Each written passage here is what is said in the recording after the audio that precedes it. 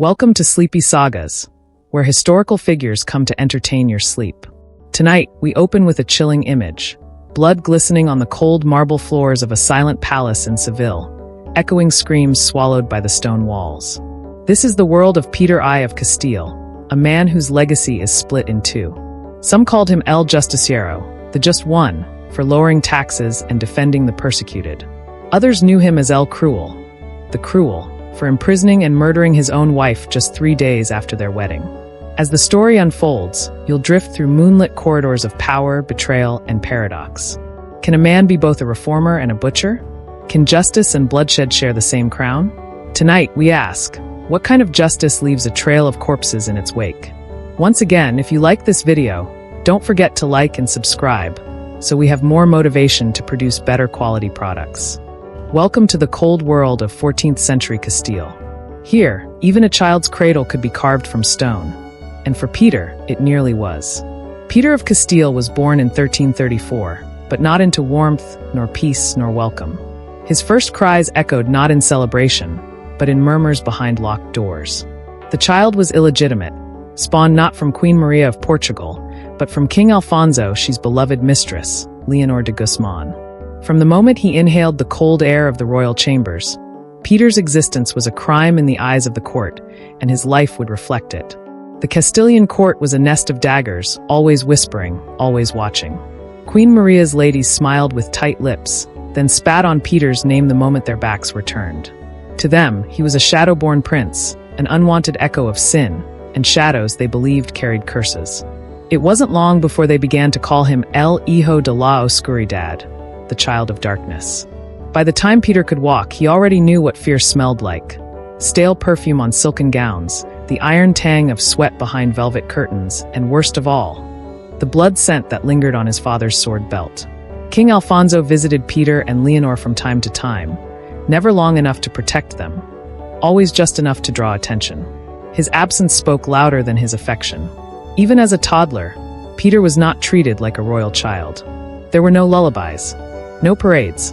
His half-brothers, born from the queen, rode horses and were taught scripture and swordplay. Peter was hidden away in a tower with cold stone floors, where the walls were so thick that even his screams during fevered nights could not pass through. Some whispered that the queen had sealed the doors herself, placing relics and rosaries around the frame. Others said something darker, that Leonor, desperate to protect her son, performed old rites, half Christian, half pagan, to ward off curses from jealous nobles. As Peter grew older, the whispers didn't fade. They sharpened. They slit through the court like invisible knives. It was said that at age 5, Peter stopped speaking for nearly a year. Not from illness, but silence. Chosen, deliberate. One of the nursemaids tried to make him laugh with a carved puppet. The next morning, she was found at the foot of the stairs with her neck snapped, eyes wide and mouth frozen in horror. The puppet was missing. When they finally found it weeks later, it had been buried in the courtyard, its mouth sewn shut with catgut. At 6, Peter was given his first blade. Not a toy, but a real dagger. It was said to be a mistake by a seneschal who thought the child was old enough to train with steel. The next morning, the seneschal's prized hunting hound was found disemboweled in the garden, with strange symbols carved into its side. The blade lay on the child's pillow, clean, gleaming.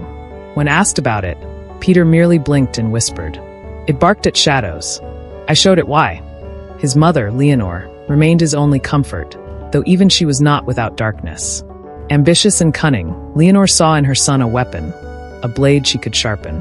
She whispered to him each night not stories of saints, but of traitors and executions, of secret alliances and betrayals.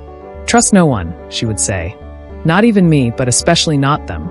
When Peter asked why they hated him, she replied with cold certainty, "Because they know you'll win, my love, and they hate what they fear." By age 8, Peter could name every noble house in Castile that had conspired against his mother.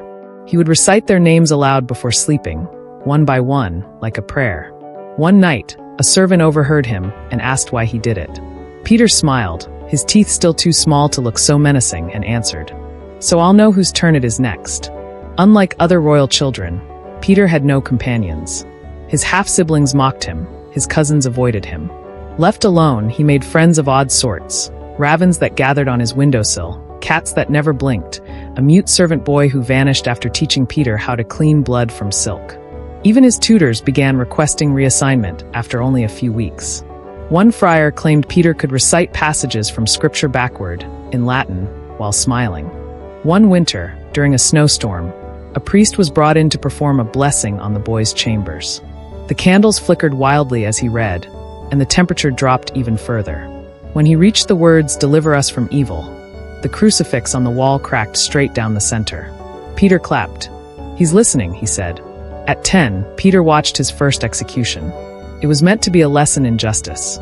A nobleman had conspired to raise rebellion, and the king wanted his son to witness loyalty's price. The crowd gathered in the courtyard, frozen breath rising like ghosts. Peter did not flinch. He stared into the condemned man's eyes as the blade came down, never once looking away. Afterward, he asked the executioner if he might keep the severed head.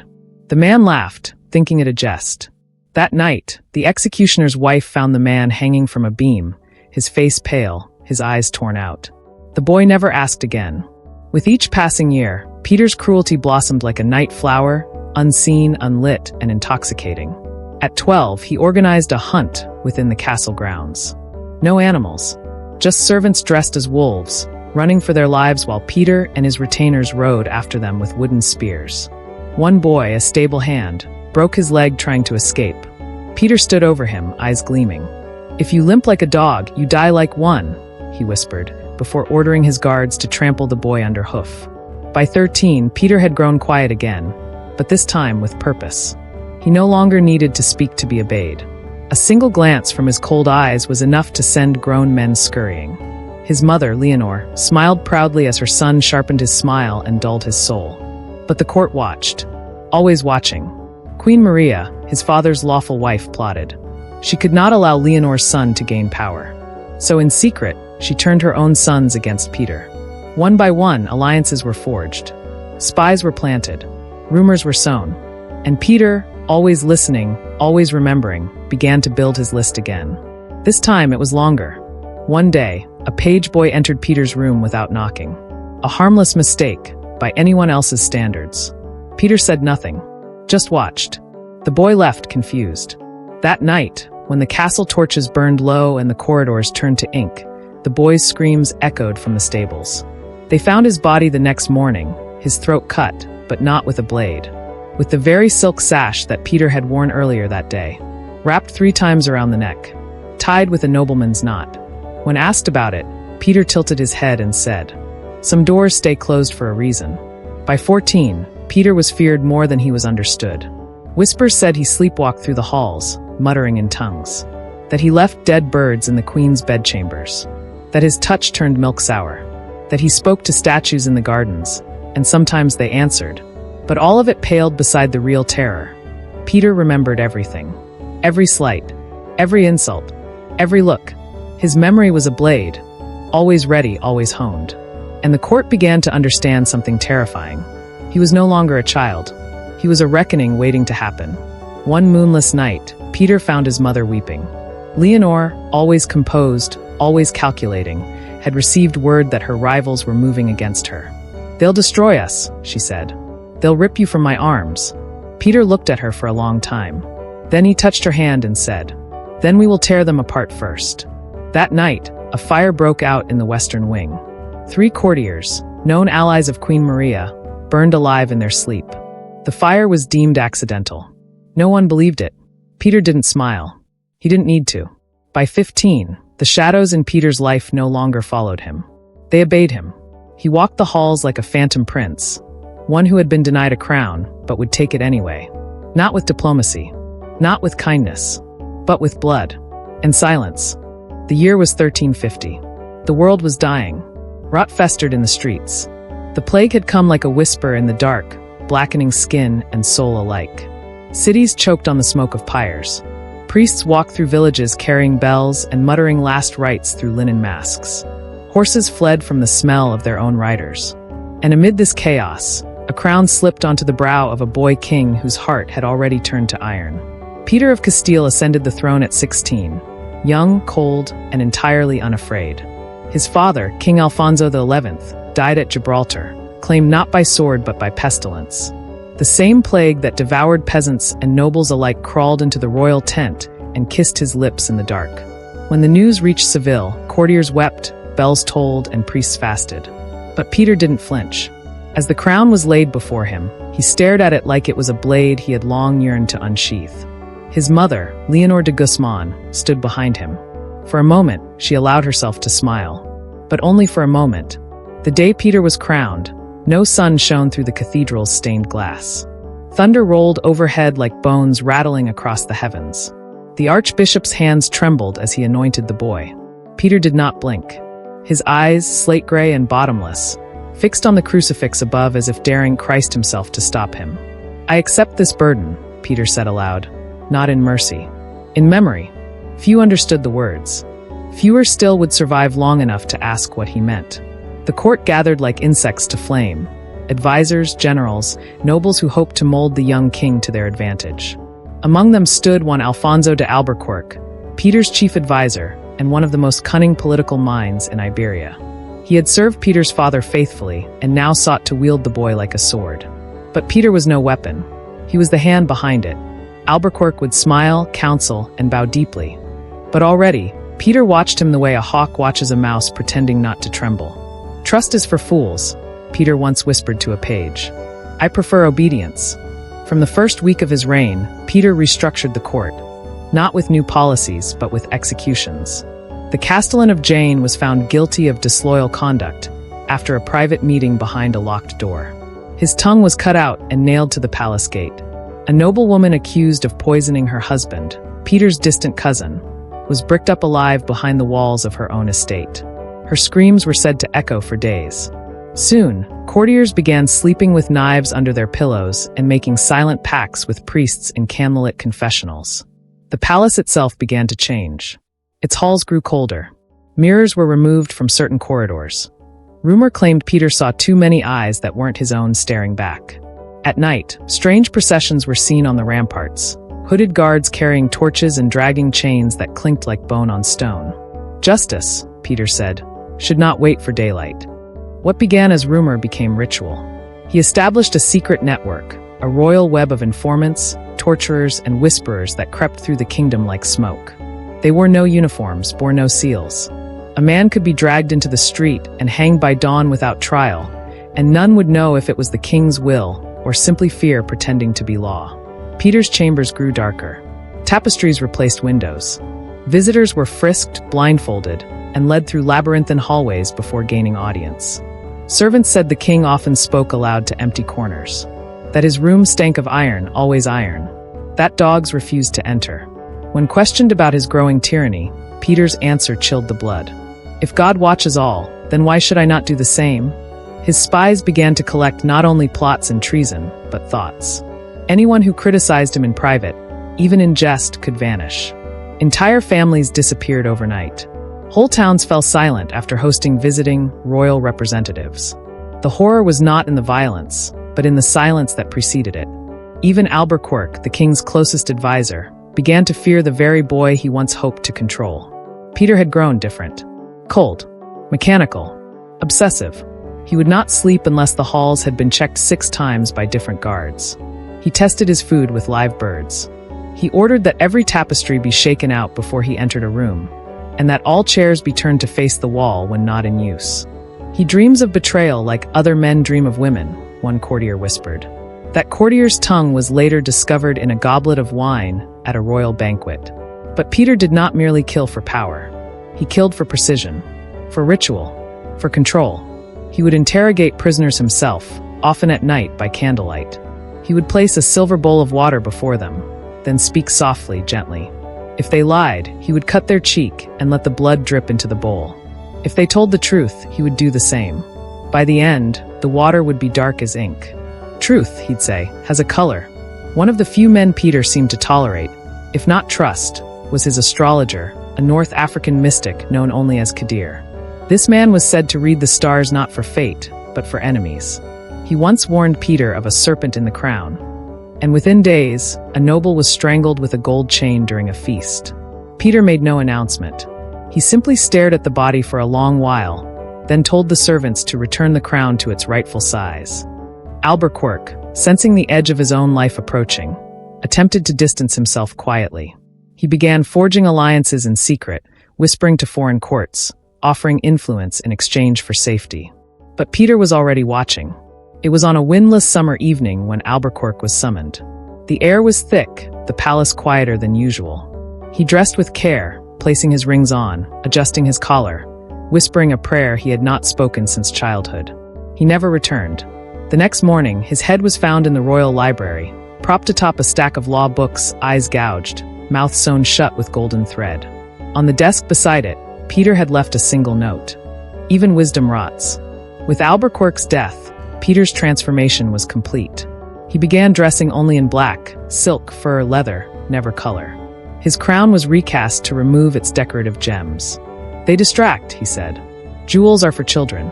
The throne room was redesigned to resemble a tomb, gray walls, iron sconces, and long slabs of granite in place of wood. He held court rarely, and when he did, it was like stepping into the mausoleum of a god no longer interested in prayer. Those who bowed before him found their reflections twisted in the polished floor. Some claimed the room had been enchanted. Others believed the horror was simpler. The king's presence made men see themselves as he saw them, fragile, corrupt, disposable.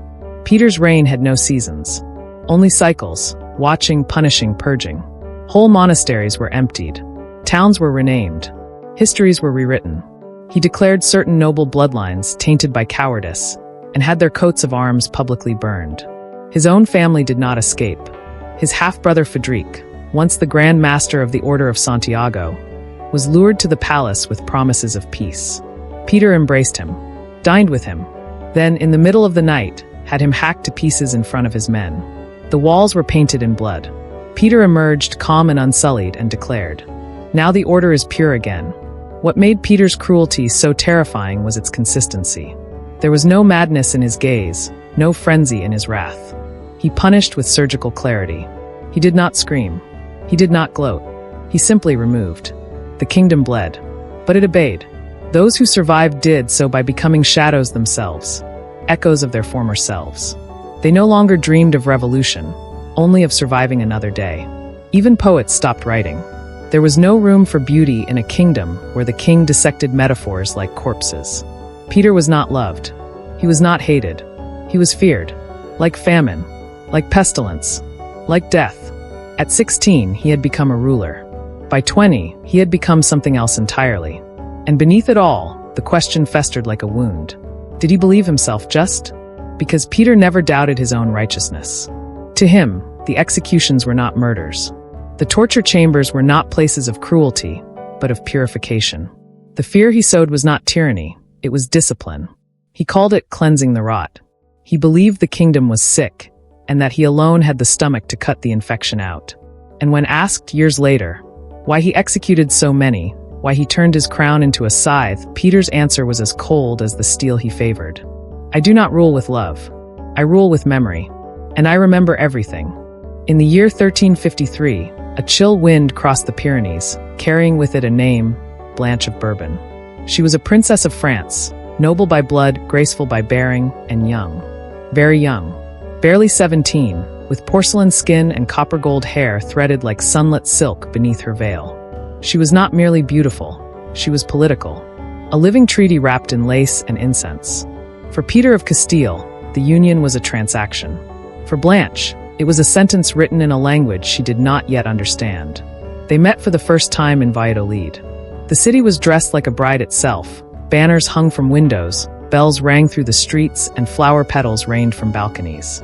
The people, desperate for joy after years of executions and plague, believed this wedding marked a new chapter. A softer chapter. They did not yet know Peter never turned pages. He only burned books. The ceremony was a spectacle.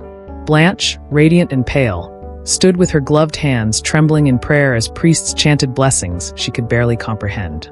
Peter stood beside her, stiff and distant, his eyes fixed not on his bride, but on the altar crucifix. Some said he looked at it not with reverence, but with disdain, as though challenging it, as though asking, "Where was your mercy when I was a child?" 3 days later, the doors of her new life slammed shut. On the morning of the 4th day, Blanche awoke alone. Her attendants were gone. Her chambers were cold. The royal bed, the one she had lain in like a lamb awaiting slaughter, had already been stripped. The roses had withered in their vases. She wandered the halls barefoot, calling for her husband. Peter was gone. Gone not to war, nor to a diplomatic summit, but to Maria de Padilla, his Castilian mistress. A woman he had loved long before Blanche's name had been whispered in France. Some say he had never intended to consummate the marriage. Others say he had, and that it was brutal, silent, mechanical. But what came next was far worse than abandonment. Blanche was not allowed to return to France. Her dowry had already been seized. Her person, now considered Castilian property. Peter, cold as obsidian, accused her of betrayal, citing false rumors, invented lovers, imaginary letters. These were fabrications, of course. He did not need truth. He needed justification. And so, the princess became a prisoner. First, she was confined to a villa in Medina del Campo. Guards were placed at every entrance. The windows were sealed with iron bars. No letters were permitted. No visitors. No sunlight. Only silence. And the occasional scrape of a food bowl slid beneath a locked door. Then the transfers began. Blanche was moved again and again, first to Arevalo, then to Sigüenza, then finally to a bleak stone fortress in the mountains of Jerez. With each relocation, her world shrank. Her rooms became smaller, darker. Her guards became crueler. At Jerez, they removed her mirror. A woman's vanity, they said, but Blanche understood. Peter wanted her to forget her own face. And the horror deepened. Her final chamber was a cell. Not by name, but by nature. A single slit of a window, barely wide enough for wind. Walls sweating with cold. Rats bold enough to climb into the straw mattress at night. And in the far corner, an iron ring fixed into the floor, and a chain barely long enough to reach the basin. No fire was allowed. The stone remained wet year-round. Her breath turned to mist every morning. This was no royal residence. This was her coffin. Peter sent no messages. No answers. No hope. Only silence. Her jailers changed frequently. Some pitied her and offered scraps of dried fruit. Others spat in her water. One, a former soldier from Córdoba, was rumored to whisper her husband's name in the dark, just to hear her weep. But Blanche did not scream.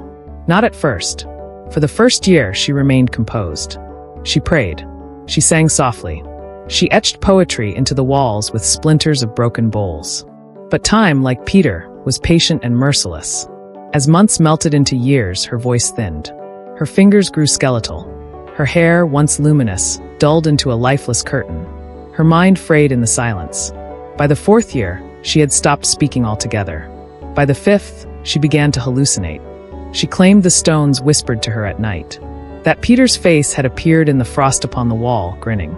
That the rats were spies with golden eyes. One guard said he heard her reciting nursery rhymes backward, over and over, with a voice like rusted hinges. The peasants who lived in the valley below began to call her La Novia Encadenada, the bride in chains. And then came the question that history would never answer. How did she die? Some say she lingered for 8 long years in that cell, slowly wasting away, until her heart simply stopped. That her body was found curled in the corner like a forgotten doll, still tethered to the floor by that iron chain. That her last words, scratched into the wall, were in French. Mon Dieu, pourquoi aimes-tu abandonner? My God, why have you forsaken me? Others say the death was more direct. That Peter, growing tired of the rumors, the guilt, or perhaps simply bored, sent assassins to finish what abandonment had not. These accounts vary. Some say she was strangled with her own veil. Others that poison was slipped into her wine. One tale, too disturbing to confirm, claimed she was buried alive beneath the floor, with Peter watching as the stones were placed over her. And still another version, told in whispers by servants who claimed to have been there, said that Peter himself came to her cell just once. That he stood before the emaciated creature she had become and offered her freedom. When she looked up at him with hollow eyes and whispered, "Yes," he smiled, drew a dagger, and replied, "Then die. We will never know the truth." Peter made certain of that. Her records were buried. Her tomb, if it existed, was never marked. All that remains are fragments. Songs sung in hidden verses by French minstrels, letters from outraged French nobles, and court rumors so ghastly they seemed unreal. But horror has a way of surviving in the cracks. Peter never spoke her name again. He married Maria de Padilla in secret, perhaps even before Blanche's death. He proclaimed her the rightful queen, declared their children legitimate, and scrubbed Blanche from history like blood from a blade. But blood, like memory, stains. Some say Peter was haunted afterward, that he avoided mirrors not for vanity, but because Blanche appeared in them, that he forbade his new wife from wearing veils, that he awoke screaming some nights, raving in French. One servant swore he found Peter kneeling in his chambers, whispering to the empty air, "Forgive me, or don't." In the deepest hours of the night, courtiers claimed they heard weeping from the palace walls, soft, distant, and unending. The kind of weeping that doesn't beg for rescue, only remembrance. Blanche's tale became a ghost story told to noble daughters on cold nights. "Beware the crown offered by cruel hands," they would say. "For even queens can rot in chains." Peter never showed remorse. When questioned by emissaries from France years later, he laughed. He mocked Blanche as a child too soft for crowns, and refused to pay her dowry back. When her family threatened war, he invited them to dine with him in Seville, and placed a silver bowl at the head of the table where she should have sat, filled with thorns. "Let them sup on what I left her," he said. But something changed in Peter after Blanche's death. His rage grew quieter, more precise. He no longer held grand public executions. He preferred private ones, subtle, surgical. A man would simply vanish. A maid would scream as she pulled back a curtain and found a corpse folded inside, eyes missing, mouth sewn shut. No announcement, no trial, just absence. Some began to say Blanche had cursed him, that her death had tethered him to some otherworldly force, a mirror realm of his own making, where his soul grew more hollow with each sin, that he was no longer merely cruel, but cursed, that the bride in chains had not died, but had slipped into the walls of Castile, forever watching, waiting for justice that would never come. And Peter? He ruled on. He ruled with silence, with shadows, with the memory of a girl who had once worn white. She had walked toward him with hope. He had walked away with chains, and the echoes of her suffering became the lullabies of his kingdom. The banners of Castile flew proudly, but beneath them, the wind reeked of burnt parchment and blood. It was in the name of justice that Peter I of Castile continued his reign, a name he insisted upon with ferocity, demanding the world call him El Justiciero, the Just One. He wore that title like a second crown. And yet, in every village and stone fortress, whispers told a different tale. For justice under Peter did not wear the robes of mercy, but the mask of judgment. The mask did not smile. It only watched and punished. After the horror of Blanche's death had faded from diplomatic memory, Peter shifted his focus to his realm. The nobility had grown bold in the years of chaos. Lords taxed the poor into starvation, rival houses gathered private armies, and whispers of rebellion hung in the air like smoke before a fire. Peter, whose own childhood had been shaped by betrayal and isolation, saw conspiracy in every courtesy and poison behind every wine cup. But instead of collapsing under paranoia, he turned it into policy. He restructured the justice system with brutal clarity. He passed laws that outlawed the abuse of Jews and Muslims, forbade forced conversions, and issued edicts that gave commoners the right to petition grievances against local lords. He punished corrupt officials, dismissed dishonest magistrates, and declared that justice would be blind to wealth and bloodline. The people rejoiced. At first, because Peter did not merely reform, he eradicated. He did not believe in leniency. Every accusation was an opportunity to draw blood. Trials were swift. Appeals were rare. Mercy was extinct. Judges reported directly to the crown, and failure to deliver satisfactory punishments often resulted in their own mysterious disappearance. In Toledo, a nobleman accused of beating a Jewish merchant was dragged from his castle and paraded through the streets with molten silver poured into his eyes. In Córdoba, a landowner who starved his serfs was sewn into a sack with rats and thrown into the river. In Burgos, an entire court of corrupt magistrates was burned alive in their own chamber after Peter decreed the floor soaked with oil and the doors barred from outside. "This is what false justice smells like," he reportedly said as the fire crackled. Even those who supported his reforms began to shudder at the methods. He gave peasants the right to be heard, but speaking was no longer safe. For every law written in protection, another was etched in fear. Peter's informants multiplied like carrion birds. Whole towns were forced to create nightly records of public conversations, lest their silence be deemed subversion. The Jewish communities of Castile found themselves in a strange paradox, safer from mobs, but imprisoned by gratitude. Peter had protected them where others would have purged. He levied fines against those who insulted Jews publicly. He enforced Sabbath rights. He appointed Jewish physicians and tax advisors to his court. But this protection was not born of tolerance. It was born of strategy. Peter did not see people. He saw pieces, tools to wield, weapons to aim, shields to hold. And when any tool broke, it was discarded with surgical violence. One rabbi, once honored as a royal advisor, was dismembered in secret after delivering a prophecy Peter disliked. His limbs were hidden inside Torah scrolls and returned to his synagogue with a single note. Not all words are holy. This was justice in Peter's eyes, a living, breathing monster. A chimera of order and punishment, beautiful from a distance, unforgiving up close. He created a system where cruelty could walk freely as long as it carried a law scroll in its hand. Rebellious nobles learned this truth first and hardest. In the north, Don Juan Núñez de Lara, once a powerful lord, attempted to raise an army against Peter, claiming his rule was unholy and unnatural. Before the campaign could even begin, Peter's assassins infiltrated his camp. The entire tent was found soaked in blood the next morning, with every noble inside impaled and arranged in a grotesque circle around a burning effigy of Lady Justice. Their tongues had been nailed to their shields. Peter sent no explanation, only a decree: treason will kneel or burn. But the horrors were not limited to open rebellion. Dissent did not need armor. It only needed a whisper. A merchant in Leon who refused to hang the king's portrait in his shop was beheaded at dawn and displayed on a spike with a wooden sign that read, "A crooked coin is still counterfeit." A priest who omitted Peter's name from a Sunday mass had his hands nailed to the altar and his eyes replaced with melted wax before being crucified upside down.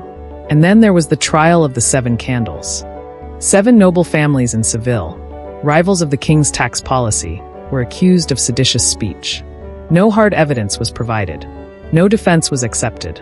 They were summoned to the palace and made to stand in a circle around a single table. On the table, 7 lit candles. Peter entered the chamber in silence and said only this: "When your candle dies, so do you." He then left. One by one, the candles flickered, cracked, and extinguished. One by one, the nobles were executed, each death more elaborate than the last. One was buried up to his neck and left for the crows. Another was flayed alive while the others were forced to watch. One noblewoman, barely 19, was forced to recite a praise poem to the king as she bled out from dagger wounds. The last candle burned for 3 days. The final man was pardoned. And when he stumbled from the palace, sobbing and half-mad, the people of Seville dared not comfort him. They crossed themselves and averted their eyes. To survive Peter's judgment was not a blessing. It was a brand. And yet, for all the terror, the kingdom grew strangely stable. Banditry declined. Lords no longer exploited peasants so brazenly. Religious pogroms faded under threat of royal reprisal. Market prices stabilized. Grain was distributed more fairly. The cities became quieter, cleaner. Peter's reign worked, because it was terrifying. But the horror was never just external. Inwardly, the king had grown more monstrous than ever. He refused to sleep in the same chamber twice in a week. He surrounded himself with mirrors, then had them removed. He muttered Latin prayers while sharpening blades. He held midnight audiences with masked advisors and fed his hawks with scraps torn from documents he declared unfit for history. Some nights, he wandered barefoot through the halls, dressed in white, whispering to the portraits of his ancestors. He kept a list of names written in his own blood and forced his scribes to recopy it daily. Names of those he had killed, and those yet to be judged. He called it the True Ledger. One morning, a servant dropped the ink pot during the copying process. The man was flayed and his skin was used to bind the next volume. "Let nothing be lost," Peter had said. By now, no one dared ask whether Peter's justice was truly justice, or simply vengeance in disguise. One foreign emissary, upon witnessing a public hanging of 50 accused rebels, whispered to his colleague, "This is not law. This is theater." Peter heard of this.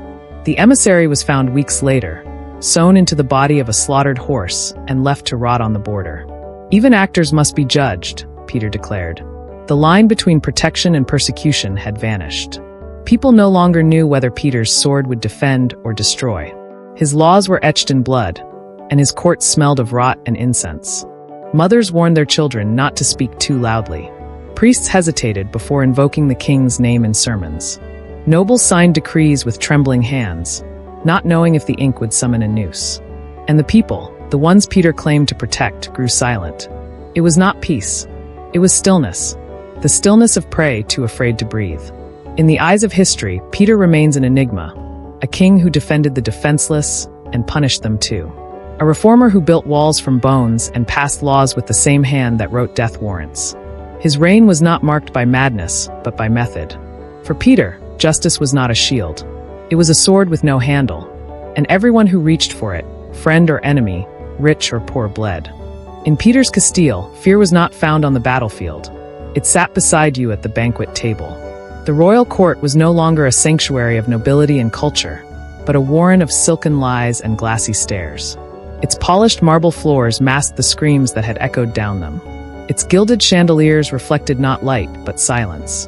And at the very center of this suffocating elegance sat Peter I, the just, the cruel, the unsleeping, clad in black, unmoving, watching. By the time Peter reached his early 20s, he trusted no one. Not his family, not his ministers, not his guards. He no longer believed in loyalty, only usefulness. And usefulness, like a flame, burned out quickly in his presence. Even the most beloved advisors, men and women who had served faithfully for years, found themselves dismissed, or worse, without warning. Today's confidant might become tomorrow's feast day corpse. He kept his counsel ever-shifting, deliberately. A revolving door of nobles and scholars, generals and priests.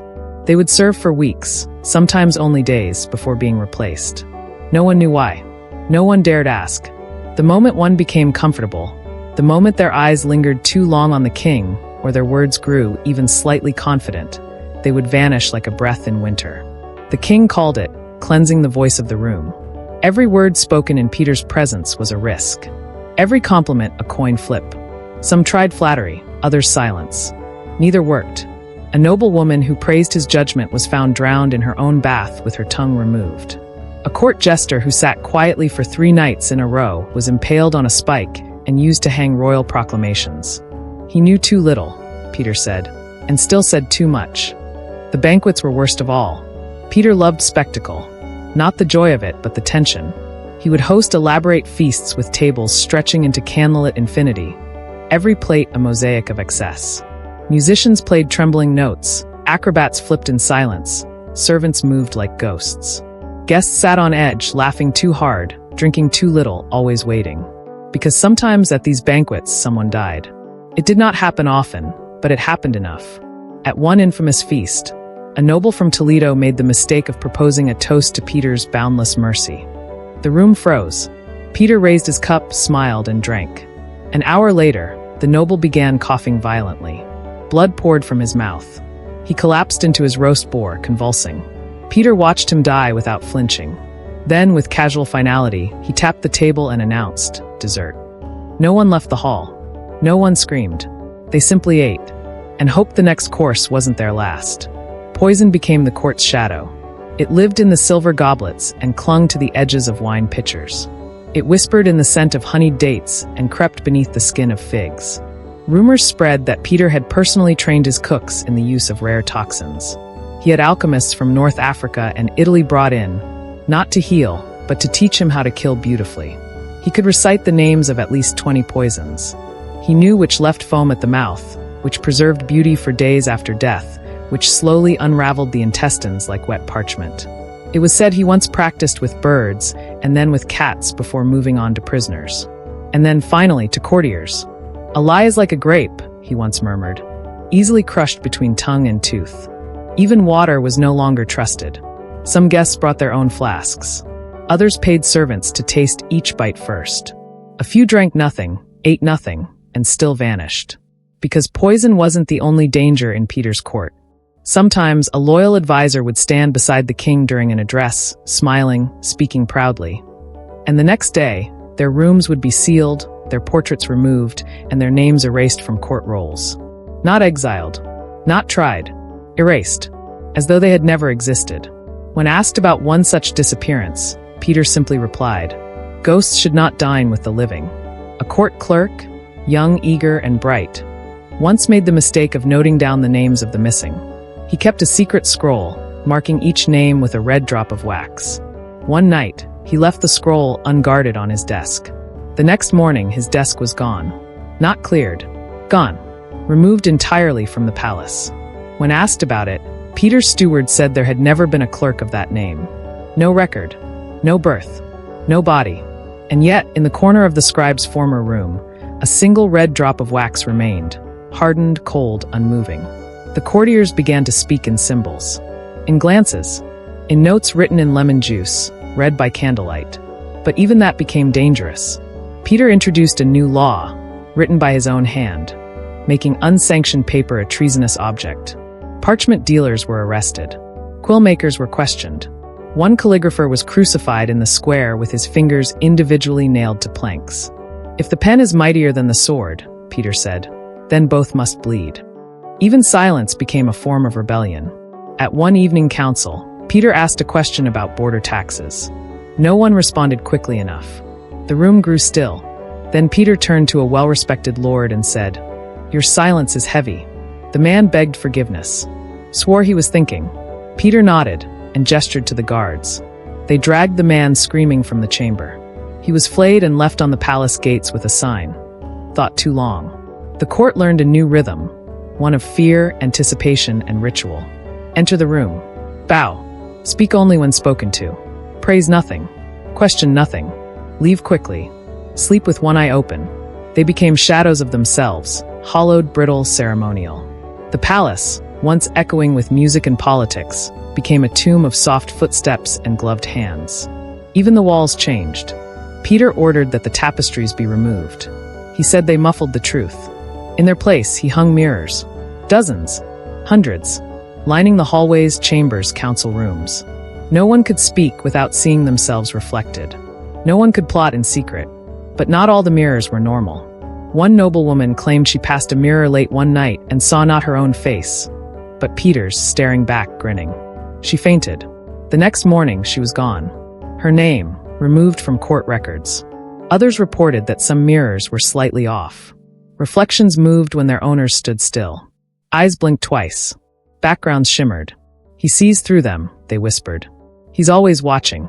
Eventually, some servants refused to walk the mirrored halls alone. Guards began patrolling with blindfolds when not on duty. And still, the disappearances continued. Peter seemed to relish the unease. He never denied the rumors, never confirmed them. He simply smiled that thin, lipless smile of his, that expressionless grin that never reached his eyes. "What is loyalty?" he once asked a group of trembling advisors. "If not the art of surviving me?" One day, a feast was held in honor of a military victory. The dining hall was enormous, candlelit, and deathly quiet. As guests ate in near silence, Peter stood and raised a glass. "Tonight," he said, "no one will die." Relief washed across the room. Some smiled. Others wept quietly. A toast was made. Music played. And then the doors shut. Guards entered. Not to attack, but to seal. Peter raised his hands. "But tomorrow," he added, "we begin again." No one slept that night. The feast hall became a prison. The torches flickered as eyes darted across the room, wondering who would be chosen. No one ate breakfast. By dawn, 2 guests had gone mad and one had hung himself with a napkin. Peter emerged refreshed. He selected 5 names at random, pointed, and said, "You may leave." No one else ever did. The court understood, finally and fully. Proximity to Peter was not privilege. It was peril. Every reward bore a blade beneath it. Every invitation was a test. Every praise could become a curse. Peter had created a new kind of kingdom. One where power was not wielded by decree or coin, but by uncertainty. A realm where fear walked hand in hand with etiquette. Where banquets became executions. Where loyalty was a candle constantly flickering, illuminating just enough to see the knife coming. The court, once a heart of the kingdom, had become its mausoleum. And still Peter ruled. Calm, controlled, untouched. He sat on his throne as though carved from the same cold stone. His court bowed lower. Their voices grew softer. Their shadows stretched longer. And behind their masks of painted smiles and polished words, one truth remained. They were already dead. They just hadn't stopped breathing yet. By 1356, whispers had turned to open war. And not just any war, a war between brothers, between bloodlines, between birthrights and brutality. a conflict so soaked in horror that the land itself seemed to recoil beneath the boots of its soldiers. On one side stood King Peter I of Castile, black-robed and iron-hearted, his throne surrounded by mirrors and ghosts. On the other, his half-brother Enrique of Trastamara, bastard-born but burning with ambition, declaring himself the true protector of Castile. Their father, Alfonso XI, had left behind more than a kingdom. He had left behind a fracture, a split in blood and loyalty. Peter was the king in name. Enrique, born of Leonor de Guzman like Peter but denied the crown, had become the rebel. And where Peter had built a kingdom of silence and terror, Enrique built an army of the dispossessed. What began as private tensions erupted into all-consuming civil war. Enrique's supporters called Peter a tyrant, a butcher, a madman robed in legitimacy. They whispered tales of poisoned banquets and wives entombed alive. They spoke of empty courtrooms echoing with ghostly cries, of cities too afraid to pray, of justice soaked in blood. Peter's loyalists called Enrique a bastard usurper, a child of shadows trying to claw what was never his. They called his army a band of cutthroats, exiles, and heretics. But the truth, as always in Castile, lived somewhere between the screams. The horror of the war was not simply in the bodies, it was in the betrayal. This was not just civil war. It was a purge of brotherhood, families torn in two, sons forced to execute fathers, brothers murdering brothers beneath the same coat of arms. Priests gave sermons where both Peter and Enrique were branded as demons. Some villages fled into the hills, choosing starvation over allegiance. In the capital, ravens became omens. When they circled overhead, it meant another noble had vanished. Another town had been razed. Another friend had become foe. Peter, paranoid and surgical, summoned new allies. His court had shriveled into a husk of sycophants and silent stares. So he looked outward, to England. He made contact with Edward, the Black Prince, England's war-hardened commander, son of King Edward III. He offered gold, power, titles. In return, he demanded mercenaries, men who would not flinch at the things he asked. And he found them. Thousands of English soldiers crossed the Pyrenees. Mercenaries in battered armor, eyes like wolves, hands calloused by 100 battles. They did not come for ideals. They came for blood and silver. Peter welcomed them with silence and quickly set them loose. But Enrique was not alone either. Across the border, in France, sympathy bloomed like a weed. French nobles detested England's growing power in Iberia. And so, they gave Enrique their blessing. And their steel. French knights, hardened by campaigns in Brittany and the south, marched with banners stitched in crimson and white. They called themselves liberators. But what came was not liberation. It was annihilation. Every village between Castile and the front lines became a tomb. Peter's forces moved like a swarm, efficient, brutal, and absolute. They did not negotiate. They surrounded. They burned. Entire hamlets were nailed shut and set alight. One survivor told of Peter himself watching from horseback, calmly writing in a ledger as women screamed from locked doors. "I'm calculating sin," he said. His English mercenaries adopted the tactics quickly. Some sharpened bones into spears. Others wore necklaces made of ears. A few began painting faces on their shields, anguished masks taken from real people, skinned and stretched. Peter did not stop them. He called them necessary terrors. Enrique's army was little better. His French allies, especially the free companies, were notorious for their cruelty. In one campaign, they captured a castle loyal to Peter and forced the defenders to eat their own heraldic banners before being flayed. Children were impaled to teach towns a lesson in obedience. Nuns were branded, churches desecrated. There were no innocents in this war, only survivors. And through it all, Peter hunted Enrique. He obsessed over maps, traced his brother's routes with bloody fingers. He kept a room in his palace lined with red strings and daggers stuck into wood, marking Enrique's movements like a predator tracing its prey's final steps. "He is mine," Peter would say. "Brotherhood is no shield." He sent letters, mocking ones, written in riddles and ciphers. In one, he included a locket taken from their shared childhood nurse. Inside, a lock of her hair and a tooth.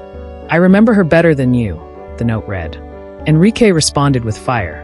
In a rare act of psychological war, he had statues of Peter commissioned and hung upside down in public squares, each one with a noose around its neck and a broken crown at its feet.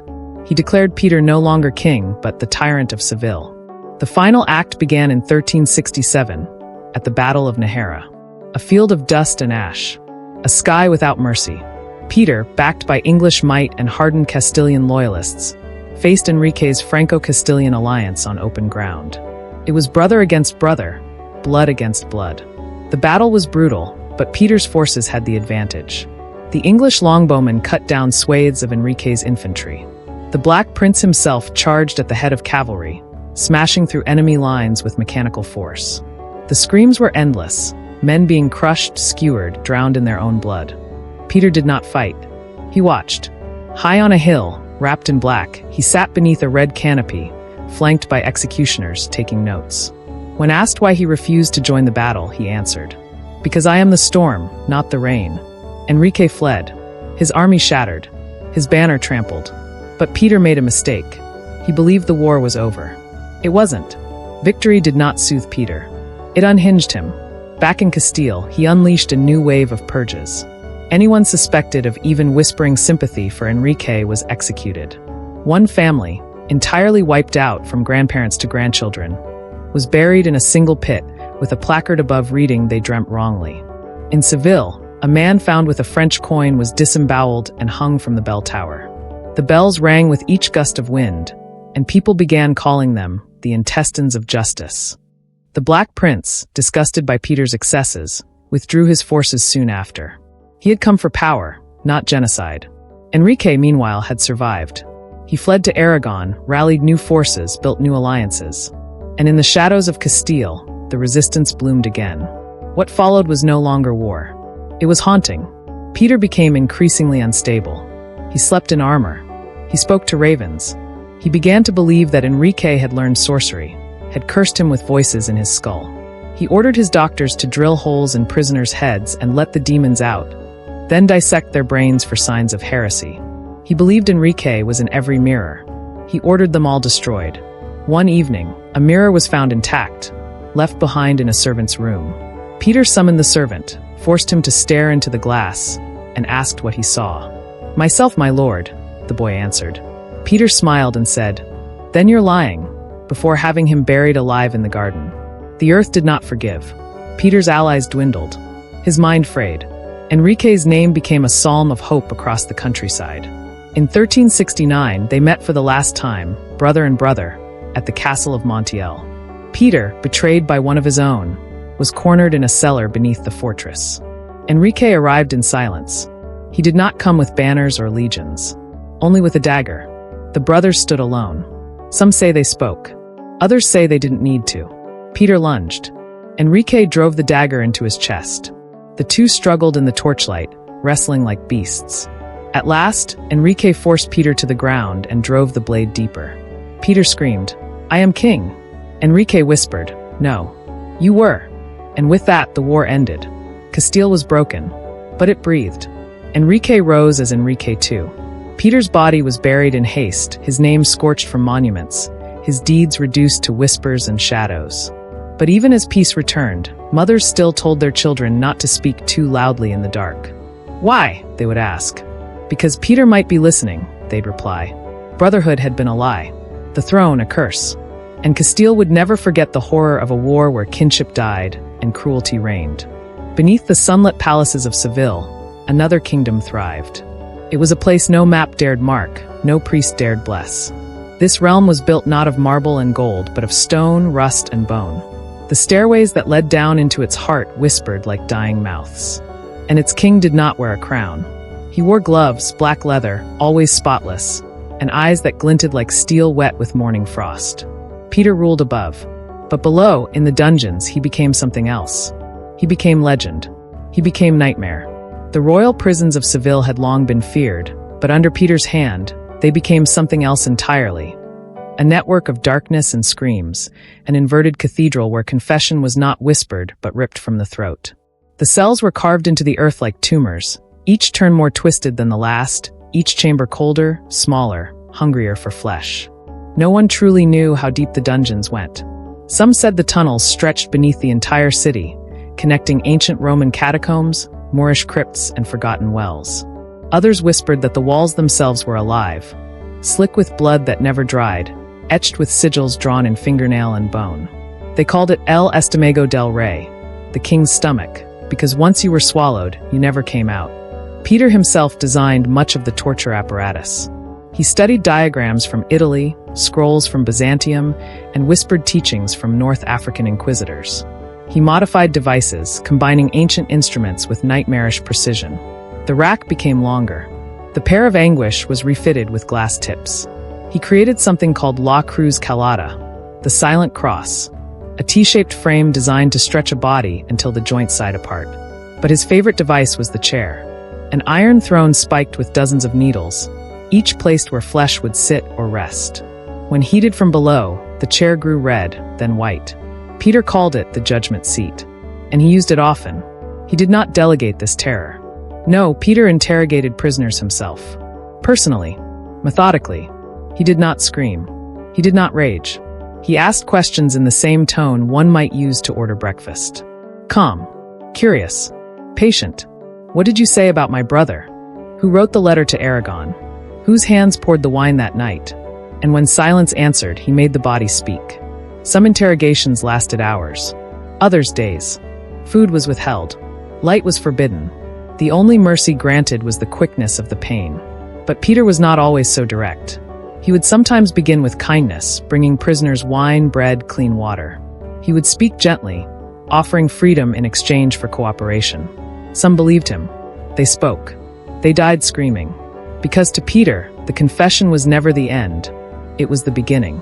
A map, a seed, a spark to light an entire purge. One man, accused of plotting with Enrique's exiled supporters, confessed after 4 days of flaying, branding, and dehydration. In his agony, he named 3 friends. All were arrested, tortured, and killed. One of them, a pregnant woman, was hung by her ankles until she miscarried, then bled out in silence. The man, still alive, was returned to his cell and shown their bodies. "Their deaths are your child," Peter whispered. He was left to rot, unspeaking, in the dark. The records of these dungeons were kept not by clerks, but by Peter himself. He maintained a black book, bound in human skin, in which he recorded each confession, each name, each detail of agony. The ink was rumored to be mixed with blood. The pages, numbered not in digits, but in screams. One page simply read, "She sang before I asked." It was unclear if that was a metaphor, or if Peter had tortured a musician. Sometimes he invited his most trusted guards to watch. Not as entertainment, as instruction. "Learn the shape of truth," he told them. "It is never clean." In Seville, people began to avoid walking near the palace walls. It was said that the screams carried upward through the bricks, that the wind itself sounded like moaning, that dogs would howl and paw at the stones. Children swore they saw fingers reaching through cracks in the street at night. And still, Peter's hunts continued. Entire families were consumed in a single confession. One baker, accused of giving shelter to a dissident priest, named his cousin under torture. That cousin named a merchant. The merchant named a priest. By the end of the month, 48 people were executed, strangled, burned, or thrown into the Guadalquivir River with stones tied to their ankles. Not one of them was tried. Peter didn't need courts. He had the truth, or rather, his version of it, extracted in blood and screams, chiseled into bodies like sculpture. His obsession with eliminating conspiracies grew pathological. He trusted no one. Guards were rotated weekly. Servants were blindfolded in his presence. He stopped drinking wine unless it was poured directly by his physician. And yet, he never felt safer than in the dungeons. "The air is honest here," he once said. "It knows what it is." The dungeons were not just his weapon. They were his refuge, his sanctuary. He began spending more and more time beneath the palace.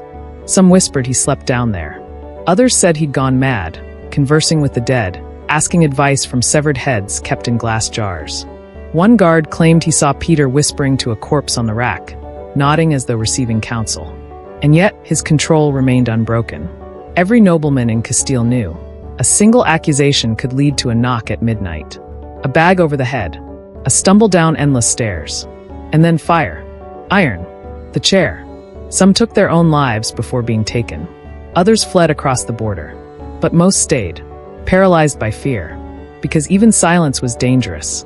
One woman, the daughter of a diplomat, was arrested after she was overheard saying that the king looked tired.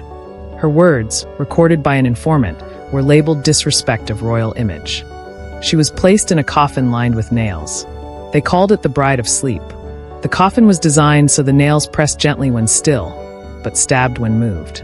She was left in it for 3 days, alive. When she begged to confess, the guards opened it. She was already dead. Smiling, Peter did not weep. He wrote one sentence in his ledger: "She rests honestly now." The people of Seville began to make offerings outside the dungeon gates: coins, candles, charms. Not in protest, not in reverence, in fear. They believed the dungeons had become cursed ground, that those who died in agony beneath the earth had not left, that their spirits seeped through the stones, whispering names at night, calling the living down. Midwives refused to deliver babies within sight of the palace. Water drawn from nearby wells was thrown out, and in the dead of night, the black iron gate to the dungeon sometimes swung open on its own. Peter did not care. His mind had become a maze, twisted like the passages he ruled beneath the palace. He saw plots and shadows, betrayal and birdsong. His sleep, if it came at all, was filled with the screams he had recorded. But he did not regret. He believed himself holy, chosen.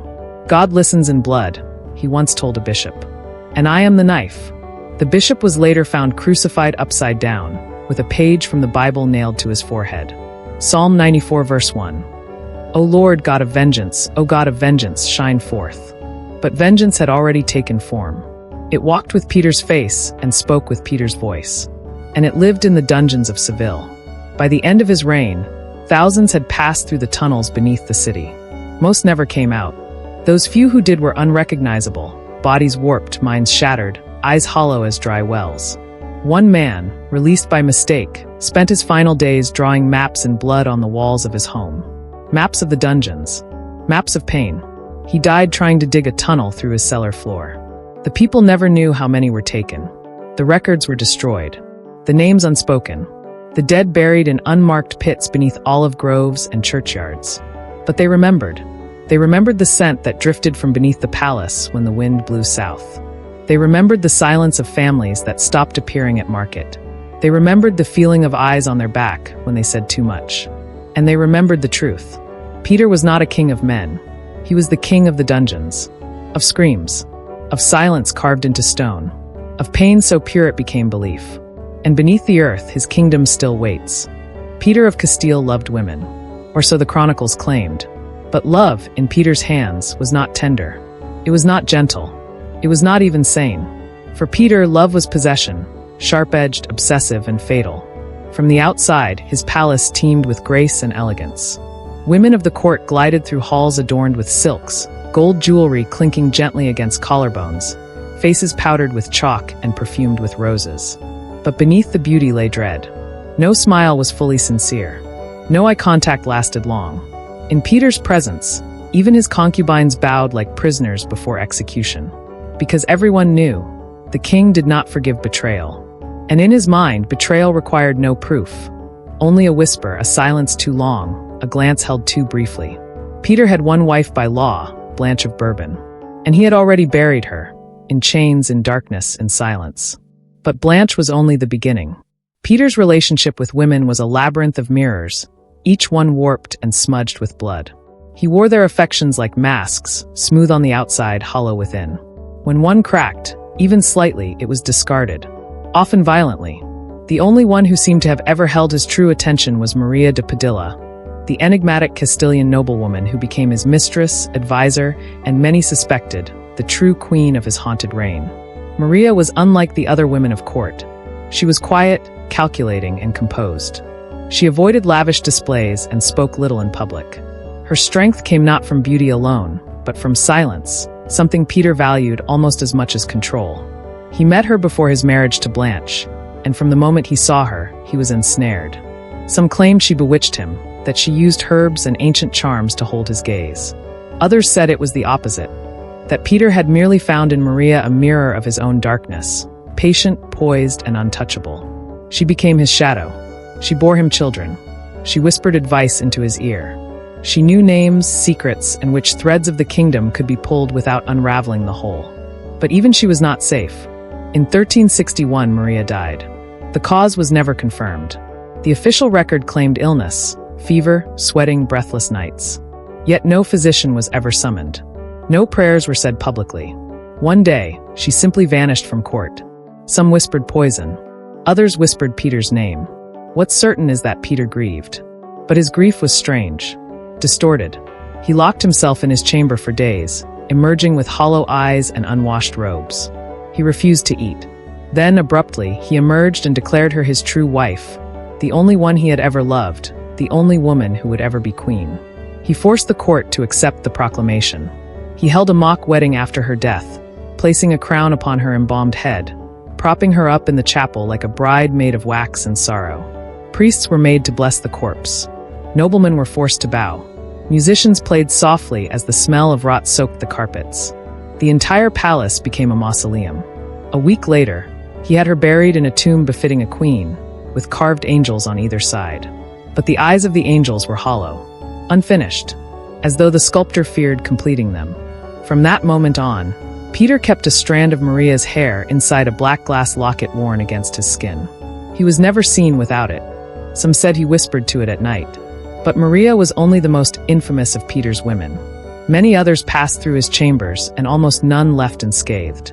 There was Juana de Castro, a noblewoman of Galician blood, whom Peter briefly declared his queen in a fit of rage and politics. The union was a manipulation, meant to win alliances. But when the alliance proved unstable, Peter turned on her.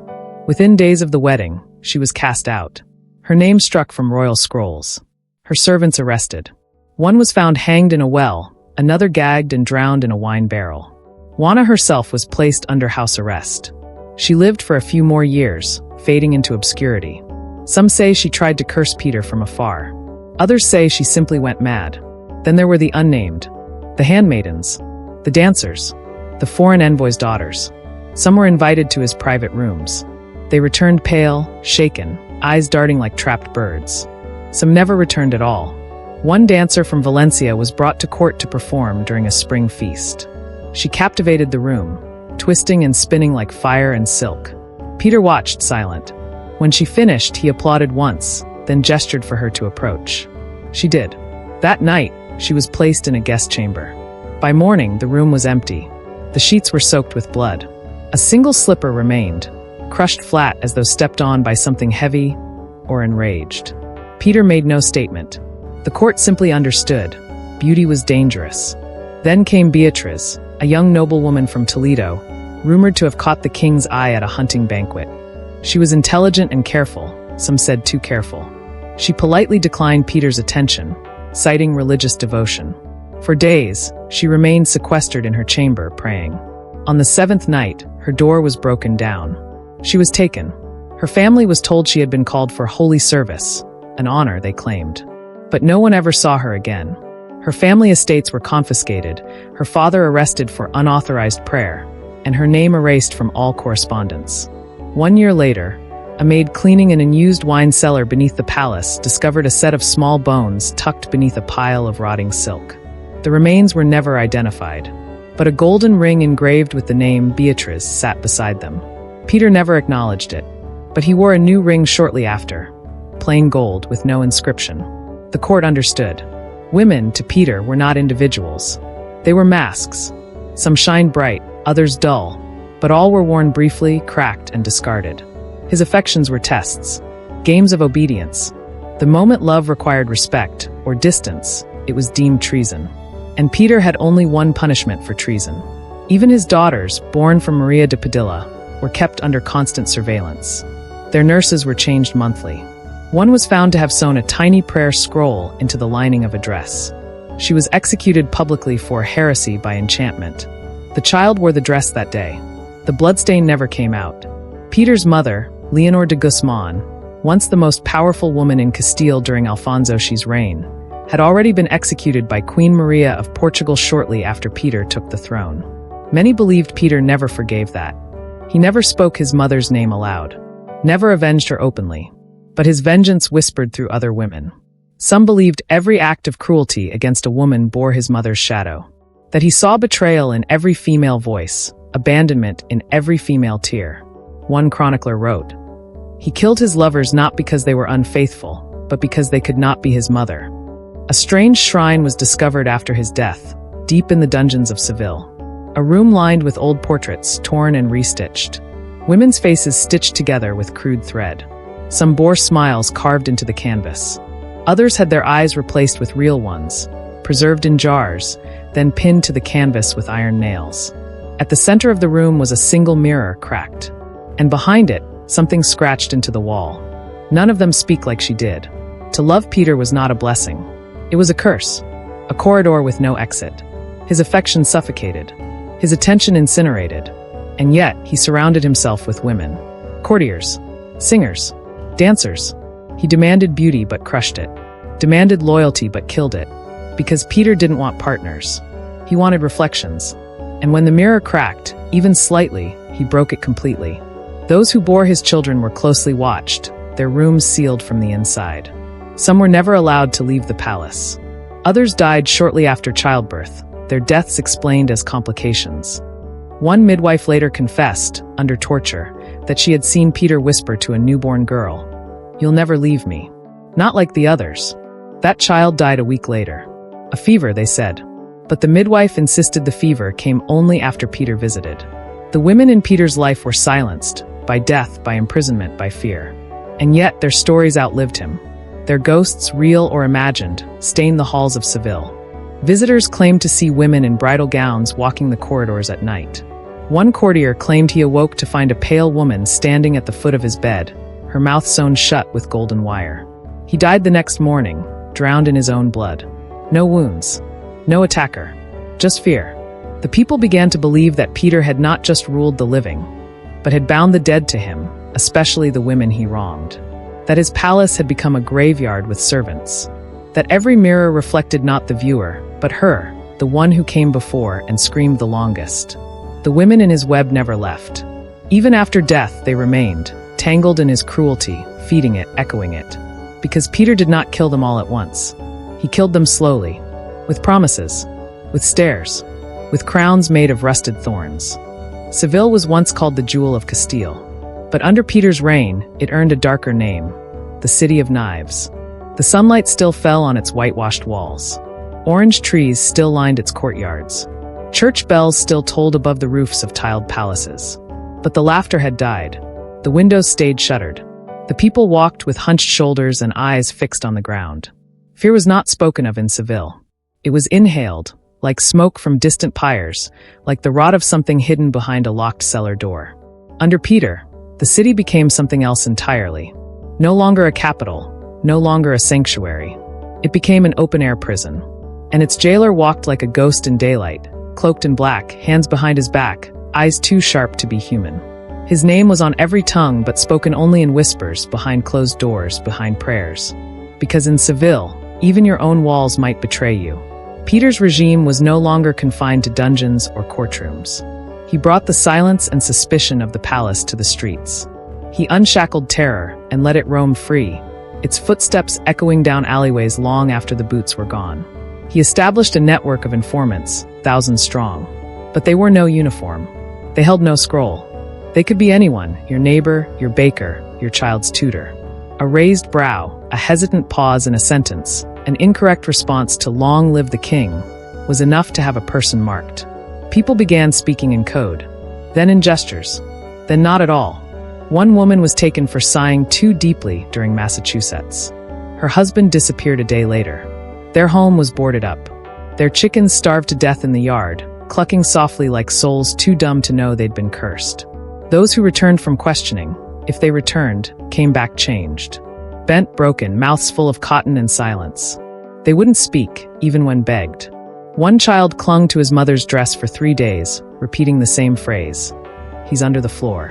He's under the floor." Peter had eyes everywhere. Guards patrolled the streets in pairs, their faces blank, armor polished to a cruel shine. They didn't shout. They didn't threaten. They stared. And in Seville, eye contact could be a death sentence. Looking directly at the wrong guard, at the wrong time, could mark you. They didn't need reasons anymore. Only patterns. Peter believed the eyes were doors to treason. He claimed he could see intentions like shadows behind the pupils.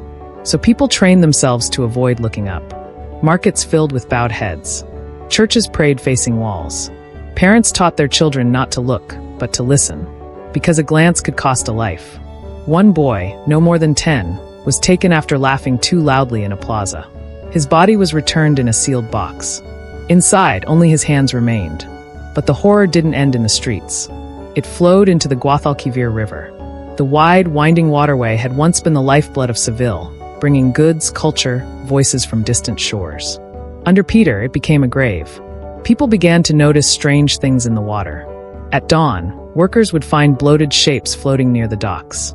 Some bore signs of execution, bruises, slashed throats, bound limbs. Others had been mutilated beyond recognition. Fishermen stopped casting nets near the palace side of the river.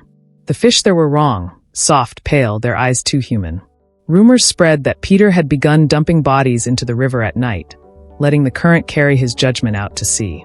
They called the victims feed for the dragons. It started as a metaphor, children's tales to explain the missing. But then the sightings began. Late at night, boatmen claimed to see things swimming in the black water. Shapes too large, tails too long. One claimed to have seen a face, something like a man but twisted, mouth wide, skin translucent. It followed his skiff for a mile, never surfacing, just beneath, eyes locked to his. He never returned to the river. Others swore they heard chanting echo from the docks just before dawn, low, wet voices like gargling prayers rising from underwater throats. Peter never confirmed the stories, but he never denied them either. One night, a priest asked him directly. Peter smiled and said, "They eat what I cannot." The city understood. The dragons weren't beasts. They were metaphors. They were reminders. No one was safe. No death was guaranteed to be clean. In Seville, the line between life and punishment had been erased. Every citizen walked in a slow dance of survival, measured breaths, shallow greetings, no sudden movements. Even celebrations became nightmares. Festivals were still held, but under guard. Dancers performed silently. Musicians played minor keys. One year, Peter ordered an entire square painted black for the feast of Saint Isidore. He appeared in a golden chariot drawn by oxen with their eyes stitched shut. He threw coins to the crowd, but they were engraved with skulls and crosses. That night, 27 people disappeared. One girl, 13, had caught a coin and refused to let it go. Her mother found her at sunrise, staring into the river, eyes hollow. "He said it would talk to me," she whispered. Then she stepped in. Her body was never found. Every district of Seville developed its own rituals of fear. In the northern quarter, people placed bowls of salt on windowsills to blind the king's gaze. In the south, doors were marked with ash crosses at night. In the west, a butcher was paid to whistle every morning. So if he stopped, they knew someone had been taken. The city became a breathing organism of paranoia. And Peter loved it. He walked the streets unannounced, flanked by silent guards, watching how people responded. He tested their fear like a surgeon tests nerves. A woman who bowed too low was declared mocking. She was buried to her neck in the market and left for the crows. A man who failed to bow was drawn and quartered. His limbs were nailed to the four gates of the city. "They must know the shape of loyalty," Peter said. And all the while, Seville decayed. The houses remained standing. The markets sold fruit. But something had rotted from within. Trust had been torn out like a lung, and the city now gasped through clenched teeth. The artists fled. The poets fell silent.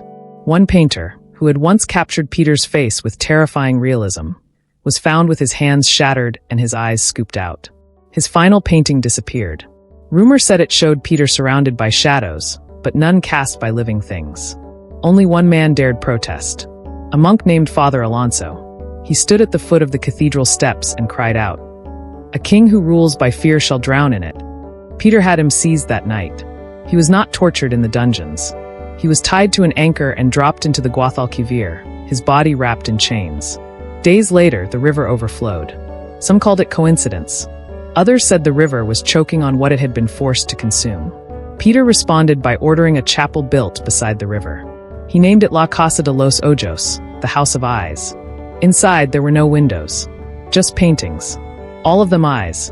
Different colors, shapes, and sizes, some weeping, others burning, a few closed forever. It was said Peter went there to pray, or to confess, or to talk to the river. No one was allowed inside after he died, and the door has remained locked ever since. Seville never recovered. Not really. Even centuries later, when the streets bustled again and the scent of oranges returned to the wind, old women still told stories. Of shadows with knives, of coins that whisper, of kings who listen from beneath the floorboards. They tell children not to walk near the river after sunset. And never, ever, look into the water when it speaks. Because in Seville, the ghosts don't haunt houses. They haunt the air, the walls, the silence between footsteps. And when the wind blows just right, it sounds like iron boots and knives unsheathing. The king who ruled with fire and iron would die by the same. It was the year 1369. Castile had been bleeding for more than a decade. Cities groaned under the weight of civil war. Fields once ripe with wheat had become battlefields, furrowed not by plows but by bones. The rivers ran red. And Peter of Castile, the king who had silenced his kingdom and buried it beneath his will, was at last cornered. The Battle of Montiel was not a battle in the traditional sense. It was a final act of cosmic revenge. A reckoning long promised, now whispered through every campfire and shadow in Iberia. Peter's enemies had grown like a cancer. His former allies had turned to ghosts. Even the English, who had once bled beside him, had long since withdrawn, leaving behind only the echo of their boots and unpaid debts. His court had fractured, his cities rebelled. And now, his half-brother Enrique of Trastamara stood before him, alive, ascendant, unrelenting. Peter had once tried to erase Enrique from history. Now Enrique came to erase Peter from the world. They met at Montiel, a barren place. Cursed, some said. The hills rolled like the backs of buried beasts. The wind carried the stench of old battlefields and half-buried corpses. No birds sang. The only sound was the rustle of tents, the tightening of armor straps, and the slow, dragging breath of fate. Peter's army was small, ragged mercenaries, starving loyalists, deserters turned desperate. Their armor mismatched, their eyes hollow, their mouths sealed shut by the knowledge that they were fighting not for glory, but for a dying shadow. Enrique's forces were larger, more organized. French cavalry, Castilian defectors, soldiers hardened by years of vengeance and a cause that no longer needed righteousness, only the satisfaction of blood. Peter watched them from a ridge, his once black robes now faded to gray, dust-coated and torn. His face, once sharp and cold, was lined now with fatigue. But his eyes still burned, deep-set coals of paranoia, fury, and the final embers of a dying god. He did not sleep the night before the battle. Instead, he walked the camp in silence, brushing his fingers across the shoulders of sleeping soldiers. He paused at each one, as if memorizing their faces, as if engraving their soon-to-be corpses into his mind. Some said they heard him praying, but it was not to God. "Let the blade fall quickly," he murmured. "If not for me, then for them." The morning came, gray and sour. The battle did not last long. Peter's men, though loyal, were outmatched. Enrique's army swallowed the field like a wave of knives. The ground turned to mud within minutes, soaked with blood and bile. Peter fought from horseback, his sword high, his cloak torn from his shoulders, his cries hoarse. But it was hopeless. By midday, the banners bearing his sigil, black lions on white, had fallen. His guard lay crushed and broken. His horse was shot from beneath him, and he stumbled through the dust, clutching his sword like a cane. By nightfall, Peter was gone. Not dead, but fled. He escaped Montiel with only a handful of men, crawling through the rocks like a wounded animal. Bloodied, bruised, wrapped in rags. He found temporary shelter in a fortress tower, old, cracked, smelling of mildew and mildew. The once king of Castile, who had ruled dungeons and gilded death, now huddled in one himself. For 3 days he hid, waiting, listening, praying for a miracle that would never come. Then someone betrayed him. They always did. It was one of his own men. A promise of reward. A whispered name. A flick of a knife in the dark. The door burst open. The torches cast long shadows. Enrique entered. And at last, brother stood before brother. Enrique had changed. He was broader, older, with eyes like iron and a mouth twisted in something halfway between a sneer and a grimace. He wore no crown. He didn't need one. His sword spoke more loudly than any gold ever could. Peter stood slowly. There were no guards, no thrones, no court, only a stone floor and the silence of finality. For the first time in decades, Peter had no executioners, no dungeons, no web of informants, no mirrors to shield him from reflection. And so, he did something no one expected. He begged. "Brother," he whispered, his voice cracked from thirst and fear. "Please spare me. I will leave Castile. I will disappear. I will." Enrique stepped forward. "You will die," he said. Peter dropped to his knees. "I spared your life once. In Toledo. You remember. You were no more than a boy. You hanged my friends. "You burned our mother's grave." "That was not me, that was—" Peter faltered, because he knew. It was him. It had always been him. Enrique looked at the men behind him. One of them stepped forward, Bertrand du Guesclin, the French commander and Enrique's staunch ally. He held a dagger. It gleamed in the firelight. "Do it," Enrique said. Peter scrambled backward, but there was nowhere to go. Only stone walls. Only the cold. Only the breath of death thick in the air. Bertrand raised the blade. Peter screamed. The struggle was brief. They wrestled, king and killer, blood smearing the stones, the sound of steel scraping bone. Peter bit, scratched, fought with the desperation of a dying god. But in the end, it did not matter. The blade found his throat. It took 2 cuts. The first tore the skin. The second ended the king. Peter's blood ran across the stones like oil spilled from a shattered lamp. His final words, barely whispered, were said to no one. "I was just—" No one ever heard the rest. They left his body there. Some say Enrique stared at the corpse for a long time, unmoving, before turning away. Others say he wept. Still others believe he laughed. No grave was marked. No rites were read. The man who had murdered wives, silenced cities, and ruled by shadow died as he had lived. Alone. And yet, even in death, Peter haunted. His blood would not dry.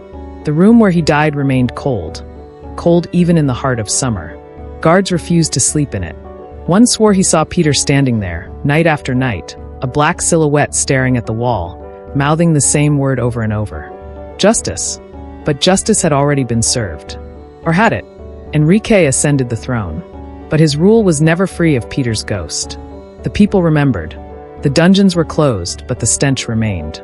The river began to churn, as though stirred by unseen hands. The wind carried laughter, soft and broken.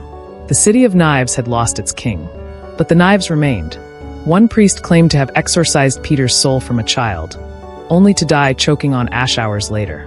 A court scribe tried to rewrite Peter's laws and found his ink turned to blood. A noblewoman reported seeing her reflection speak in Peter's voice. "Do you think mercy is a crown?" Peter was dead, but he had left pieces of himself behind. In the rooms he painted with blood. In the women he buried without names. In the mirrors that still cracked in silence. In the river that refused to forget. The tyrant had fallen. The nightmare had ended. The kingdom could breathe again. But it would never forget how it once suffocated. Not under a sword. Not under an invading army. But beneath the crushing weight of one man's need to control everything, to silence everyone. Even death. And so the story of Peter ends not with glory, but with horror. A king who ruled as executioner. A man who murdered love. A shadow who, in his final hour, begged for what he never gave. Mercy. And the stones remember. The river remembers. And so do we. They dragged him like a wounded beast, the chains biting into his wrists, his royal robes in tatters, soaked with sweat and grime. The color of the velvet dulled by days of flight and the rot of defeat. His crown was gone, left behind in the dust of Montiel, perhaps trampled under a horse's hoof or taken by some scavenger as a war prize. Now there was no court, no loyal knights, no golden canopy to shelter him from the world's hatred. Just torches flickering in the wind, the hard boots of guards behind him, and a dark tent that waited like a tomb. As Peter stumbled forward, his steps faltering on the uneven ground, his mind raced not with schemes or edicts or royal decrees, but with a single primal instinct: survive. The same instinct he had crushed in countless others. He had heard the cries before, from men on the rack, from women dragged into cells, from children held hostage to forced confessions. But never had those words belonged to him. Until now. Inside the tent, the air hung heavy and damp, smelling of iron and sweat, a place made for reckoning. A single brazier cast long shadows against the fabric walls, which billowed like the lungs of some sleeping beast. Enrique stood near the back, sword sheathed but eyes sharp, his armor still stained with the blood of battle. Around him stood a handful of soldiers and trusted commanders, men who had followed him not merely to dethrone Peter, but to exorcise the nation of the curse he had become. Peter fell to his knees before his half-brother. His mouth, so often curled in disdain or cruelty, was now trembling. His voice cracked, softer than a whisper, less than a king, less than a man. "Don't kill me," he said, eyes wide, lips quivering. "Don't kill me, I'm your brother." The silence that followed was colder than steel. For a moment, even Enrique hesitated. Not out of doubt, but because hearing such weakness from the man who had once ruled like a god was so grotesquely unnatural that it took a second to believe it was real. Peter continued, words tumbling from him like a broken dam. "I spared you once," he said, his voice rising into panic. "You remember, Enrique? In Toledo. I could have had you killed. I didn't. I let you live. I let you flee. That has to count for something. We're blood. We share a father. I'm your brother." The plea, meant to be dignified, collapsed into desperation. His eyes darted to the soldiers, seeking pity, but finding only cold steel and tighter grips on swords. "You don't have to do this," he begged, his fingers clutching at Enrique's tunic like a drowning man. "You're king now. I'm no threat. I'll go. I'll disappear. I swear it. Just don't, please don't." Enrique said nothing at first. He stared at the man before him. The same man who had ordered the strangulation of Blanche de Bourbon, who had smiled as friends were burned alive, who had turned Castile into a charnel house. The same man who had poisoned his own court, who made a game of torture, who used love as bait and betrayal as a sport. And now, here he was groveling, crying, a bloodied animal wrapped in human skin. Something shifted in Enrique's face. Not mercy, not pity, something darker. A recognition that this moment had been waiting for years, clawing its way through dreams, surviving the slaughter, the exile, the whispers in the night. It wasn't enough to defeat Peter. He had to end him. Personally. Completely. Enrique drew his dagger. Peter flinched at the glint of the blade, falling backward and raising his bound hands in futile defense. "No," he cried.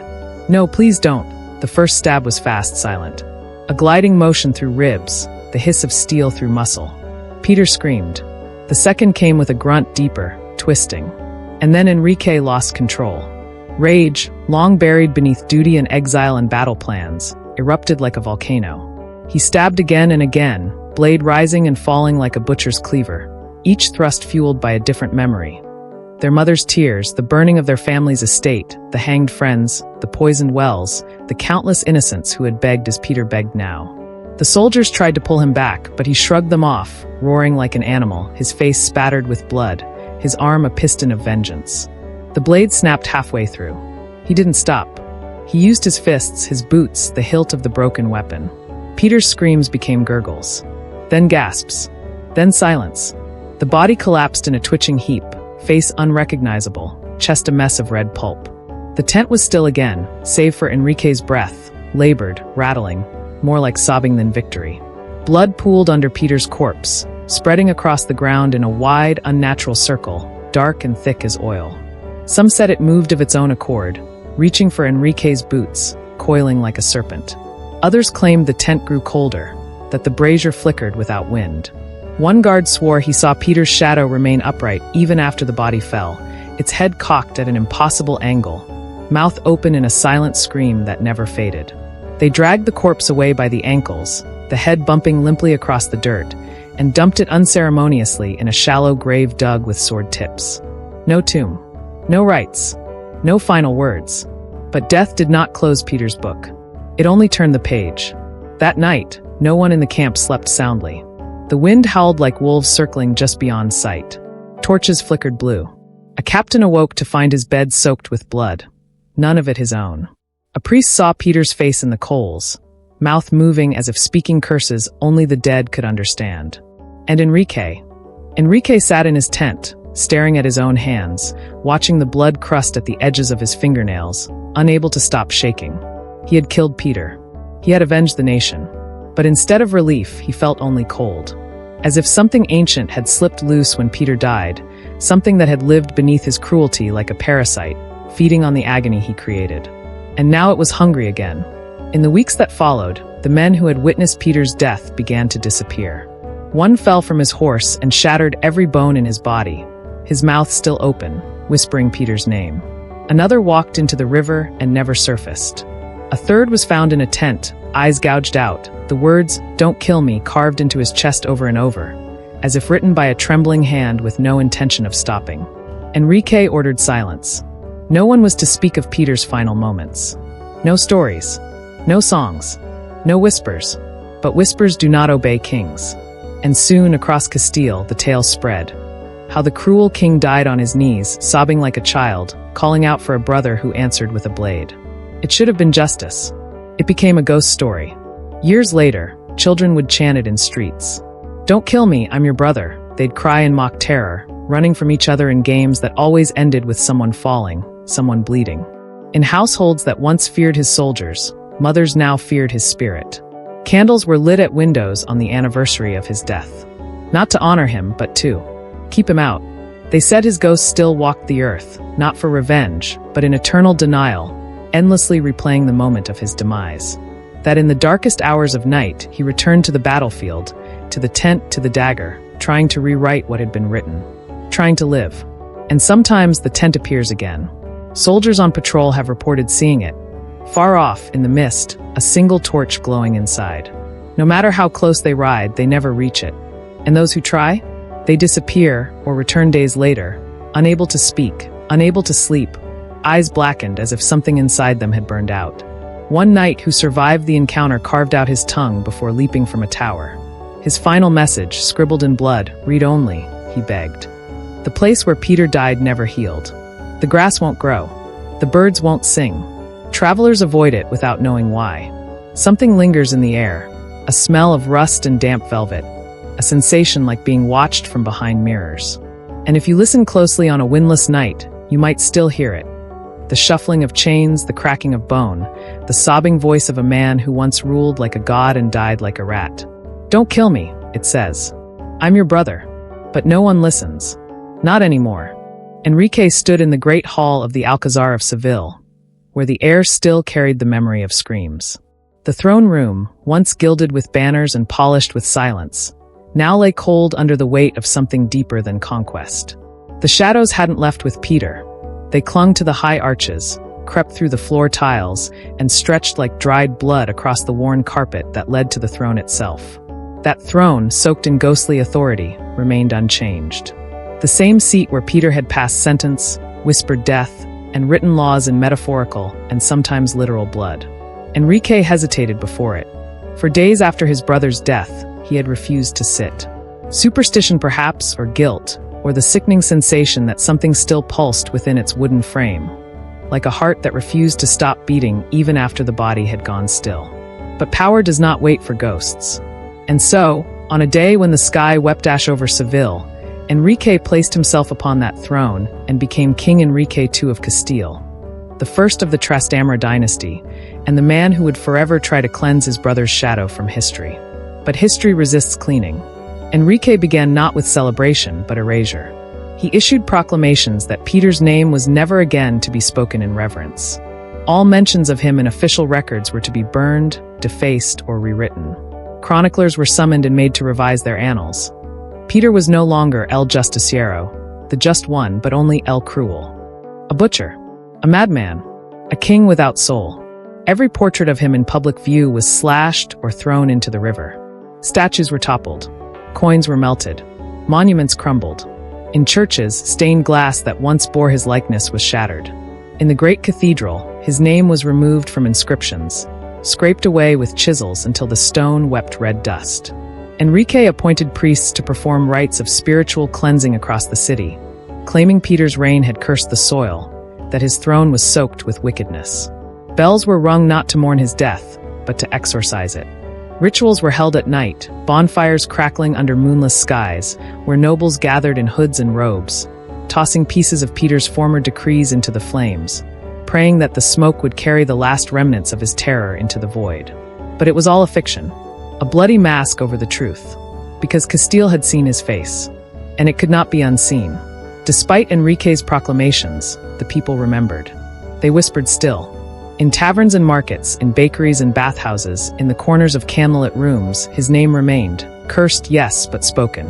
Sometimes in hatred, sometimes in awe, and sometimes in a hush that was not quite fear, but not yet reverence. For all his horrors, Peter had done something else too. Something that lingered. He had protected the people from the wolves above them. Before him, nobles had feasted on peasants like pigs at the slaughter. Lords had extorted, pillaged, and hanged commoners for sport. But Peter, mad though he was, had brought the hammer down. He had outlawed noble abuse. He had taxed the rich. He had ordered protections for Jews and Muslims, for merchants and masons. He had created laws that punished those who bled the people dry. And he had enforced those laws not with ceremony, but with terror. Justice in Peter's world had been a blade sharpened on guilt, and it had fallen with impunity. So while the court called him demon, the farmers remembered the year the corrupt tax collectors vanished overnight. The merchants remembered how he had personally executed a duke for stealing grain shipments. And the Jewish communities, so often scapegoats in other kingdoms, remembered that under Peter they could breathe, however shallowly, that their children lived, that their homes were not set ablaze under royal orders. And in these half-memories, a different legend began to twist itself out of the same shadow. Even as Enrique ordered the city repainted in light, Peter's legacy crawled beneath the surface like rot under fresh plaster. Servants still refused to enter certain wings of the palace. Guards still hesitated at the thresholds of Peter's private chambers. The dungeons remained sealed, but moaned in the wind, as though the stones themselves had learned to scream. One steward reported that Peter's old study, though untouched for months, still smelled of smoke and iron, and that his quill, left by the window, bled ink at night. Enrique mocked such tales in public, but he had his brother's rooms locked with chains. No one was to enter. No one was to speak of what they had once contained. Yet somehow people always knew. The throne Enrique now sat upon gave him power, but never peace. He ruled with the caution of a man constantly looking over his shoulder. For every decision he made, he wondered, what would Peter have done? For every noble he pardoned, every rebellion he placated with gold instead of fire, he could feel the ghost of Peter frowning behind his back. Not out of moral judgment, but out of contempt. Peter had believed in rule by fear, and fear had worked. For a time. And then there were the dreams. At first, Enrique dismissed them, mere remnants of trauma, echoes of his brother's final screams. But they grew worse, more vivid, more specific. He dreamed of hands pressing on his chest, fingers made of bone and ash. Of Peter's voice whispering from beneath the bed. It was never justice. It was memory. He dreamed of drowning, not in water but in blood. Warm. Familiar. Rising to his lips as Peter laughed from a throne of skulls. One night he awoke screaming, convinced that his mouth was filled with coins. When his physicians arrived, they found blood in his teeth and a silver piece lodged under his tongue. No one could explain how it got there. Enrique stopped sleeping in the palace after that. He had new chambers built, far from Peter's halls, far from the mirrors that sometimes, even now, reflected not his own face, but a crownless, sneering man in robes soaked red. Visitors said Enrique began to age quickly. His hair grayed. His hands trembled when holding pens. His speeches grew erratic. He refused to enter rooms unless they'd been blessed. He spoke to empty corners. And always, when alone, he muttered the same thing. He begged. Still, he ruled. And to the outside world, Castile looked whole again. The wars faded. The nobles returned to court. The throne no longer echoed with chains. But even in this new dawn, Peter's shadow stretched across the land like the fading line of a solar eclipse. In small towns, peasants told their children stories, not of Enrique's mercy, but of Peter's wrath. Be good, they said, or the king will return. Not Enrique. Peter. Always Peter. Some whispered that Peter had made a pact with something beneath the earth, something old and patient. That his soul had not gone to heaven or hell, but somewhere deeper. Somewhere still hungry. There were rumors of a book, bound in flesh, inked in pain, still hidden in the palace, containing every name Peter had condemned. They said the list was incomplete. That it still writes new names in the dark. That when the wind howls over Seville, it does so in the cadence of screams cut short. And that sometimes when the moon is low, the river runs warm. Enrique died in 1379, 10 years after Peter. He passed quietly, in a bed far from the battlefield, surrounded by loyalists and priests. And yet, at the hour of his death, a maid claimed he sat upright suddenly and stared at a shadow in the corner of the room. His final words, she said, were not prayers. They were, he's still watching. After his death, the Trastamara dynasty continued. They ruled Castile for generations. They gave Spain queens and emperors, alliances and war. But the name Peter remained, buried deep in the roots of their power like a shard of glass lodged in the kingdom's throat. Some rulers spoke of him only in warnings. Others feared even to mention him. But in every courtroom, in every edict that demanded obedience, in every execution ordered for the good of the people, Peter's ghost grinned. Because they were following his path, even if they walked it in cleaner robes. The people remembered. and history never truly forgot. And so, the tale of Peter I of Castile becomes a question without answer. Was he a demon in royal skin? Or a madman who understood the price of order? A tyrant drunk on blood? Or a dark mirror reflecting the kingdom's own cruelty back at itself? He protected Jews when others would have burned them. He punished corrupt lords when others would have turned away. He gave voice to justice, even if that voice screamed from Iraq. And yet, he tortured, murdered, and shattered lives with clinical precision. His dungeons still bleed in memory. His throne still feels heavy. His name still curls on the tongues of the fearful, the fascinated, the forgotten. This is the legacy of the bloody throne. A seat once occupied by a man who believed justice was not blind, but sharpened. A man who saw mercy as a weakness, truth as something to be carved, and love as a liability. He ruled alone, died begging, and became something more than a king. A curse, a caution, a name etched not just into history, but into nightmares. Peter is dead, but the bloody throne remembers. History does not forget, even when kingdoms try to make it. The name of Peter I of Castile, Pedro el Cruel, or Pedro el Justiciero, lingers like a stain that cannot be scrubbed out, no matter how many kings followed him, no matter how many chronicles were rewritten by trembling scribes. His legacy is not carved cleanly into the monuments of Spain, nor neatly stored in textbooks and timelines. It is something else entirely, a living, shifting wound, one that still bleeds when touched, still aches when remembered. Historians, priests, poets, and politicians have tried for centuries to answer one question. Was he a tyrant or a savior?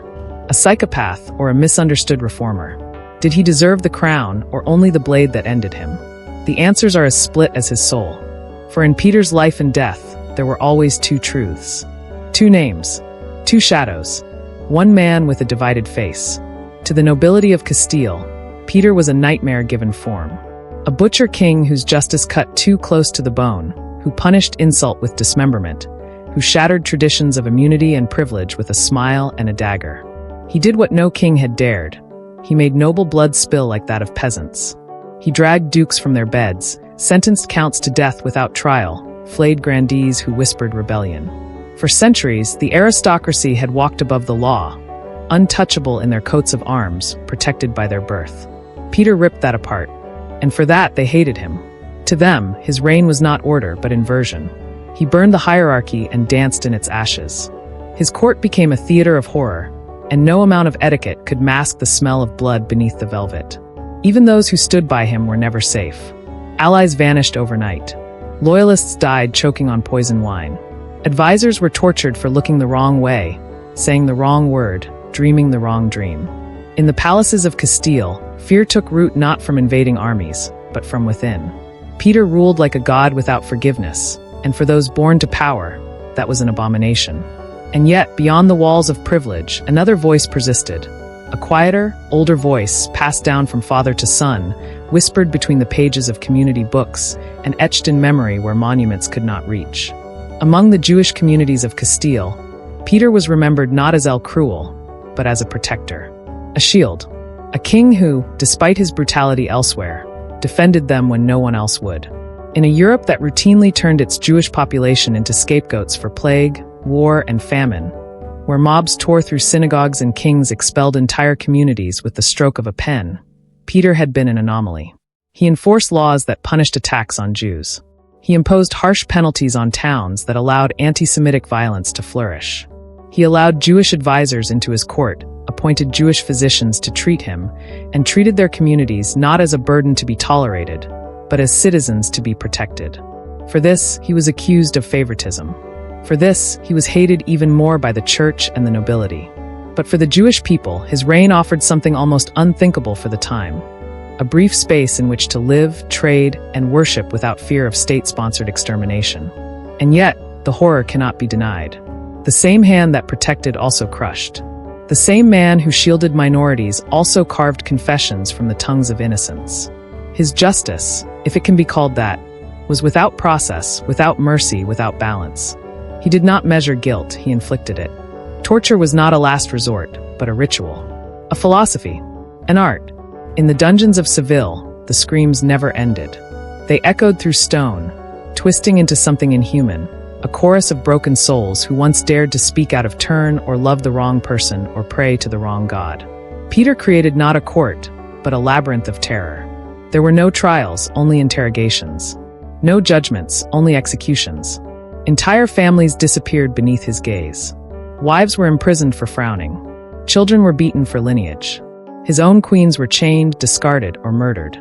He ordered the deaths of friends, lovers, priests, advisors, anyone who became inconvenient. He turned Seville into a city of shadows, where no one spoke loudly and mirrors were feared more than swords. And when his end came, when his own blood gushed across the floor under Enrique's dagger, he cried not for his kingdom, but for mercy. But even in death, Peter refused to fade. His legacy transformed into something deeper than history. A symbol, a specter, a canvas for the fears and desires of those who came after. Artists painted him in dual forms. One half regal, draped in black velvet with a sword across his lap. The other half skeletal, mouth agape, eyes hollow. Playwrights turned his life into tragedy. Monarchs undone by their own fire, betrayed by brothers, haunted by their crimes. In the centuries following his fall, Peter appeared in poems as a bloodstained ghost, in novels as a mad king with a heart that burned through his chest, in tapestries woven by hands that trembled at the memory of his gaze. But the stories diverged. Some told of his cruelty alone, of rivers that carried bodies, of coins that wept, of severed hands displayed like medals.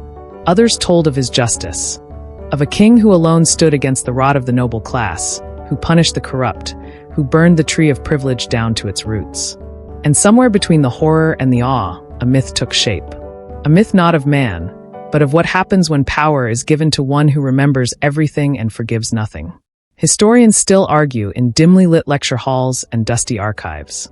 Was Peter a tyrant or a necessary evil? Did his violence stem from madness, or from an unshakable sense of fairness twisted by isolation and fear? Was he born cruel, or was cruelty carved into him by betrayal, by loneliness, by a court that hated him before he learned to speak? His early life was a prison of distrust. A child of illegitimacy, scorned by his stepmother, hated by nobles who saw him as a bastard's mistake. He grew up with daggers for lullabies, poison in his bread, and betrayal in every embrace.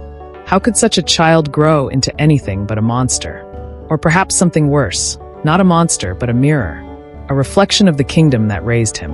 Of Castile itself, with its hypocrisies, its lust for control, its obsession with order through pain. Peter did not create the darkness. He simply became its most honest expression.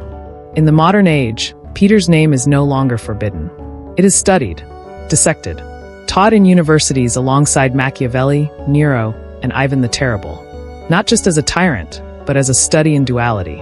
A case of what happens when justice and vengeance merge, when governance and paranoia intertwine. He serves as a cautionary tale for politicians, a fascination for dramatists, a warning to kings who believe they are gods. His story lives in strange places. On the lips of rabbis who remember his protection, in the nightmares of historians who dream of his dungeons, in the whispered prayers of cities that still, on some nights, feel him watching from the walls. His legend has grown not smaller with time, but more complex. Because the truth, if there ever was one, has drowned beneath centuries of blood. Today, in Seville, you can walk the same streets where Peter once reigned. The palaces still stand. The Alcazar still casts long shadows in the sun. Tour guides speak of the architecture, the gardens, the tiles. They mention Peter briefly as a historical note. But if you look closely, if you step off the main path and into the older halls, you may notice something else. A hush, a pressure in the air. Rooms colder than they should be. Mirrors that seem too clean. Guards who won't explain why they avoid certain corners. And in the darkest parts of the palace, where sunlight dies before touching the ground, there are doors no longer opened. Behind one, it's said, the air still smells of burning parchment, of blood and ink, and fear. Visitors leave offerings. Not flowers. Coins. Simple copper coins placed quietly on windowsills, in crevices behind statues. Why? No one knows. But they do it, as if paying a toll to pass unnoticed. As if remembering something the guides won't say. Some believe that Peter's ghost walks the halls at night, not wailing or dragging chains, but watching, judging, counting, and that he still keeps his list. And so Peter remains, not just in history books or art, but in the marrow of Castile. A king who was two men, A man who ruled by memory, died in pleading, and became something more. A warning. A question. A legend carved from bone. His was not a legacy of peace, nor glory, nor kindness. It was a legacy of blood. And blood remembers. Peter of Castile did not rule in madness. He did not stumble into cruelty like a man lost in fever. No, his reign was defined not by chaos, but by an eerie precision, a cold, deliberate cruelty that masqueraded as order. He was not a lunatic howling from a gilded tower. He was composed, cunning, calculating, a man who weighed each drop of blood spilled on a scale he believed to be justice. He believed himself not to be a tyrant, but a purifier. He saw Castile as a diseased body and his throne as the scalpel. To him, the screams in the dungeons were music, the sound of rot being carved away. He didn't smile while men were tortured. He didn't gloat as queens died in chains. He watched it all with the stillness of a surgeon, convinced that pain was simply the cost of a cleaner kingdom. There was no madness in Peter. And perhaps that is what makes him most terrifying of all. Because what happens when justice has no soul?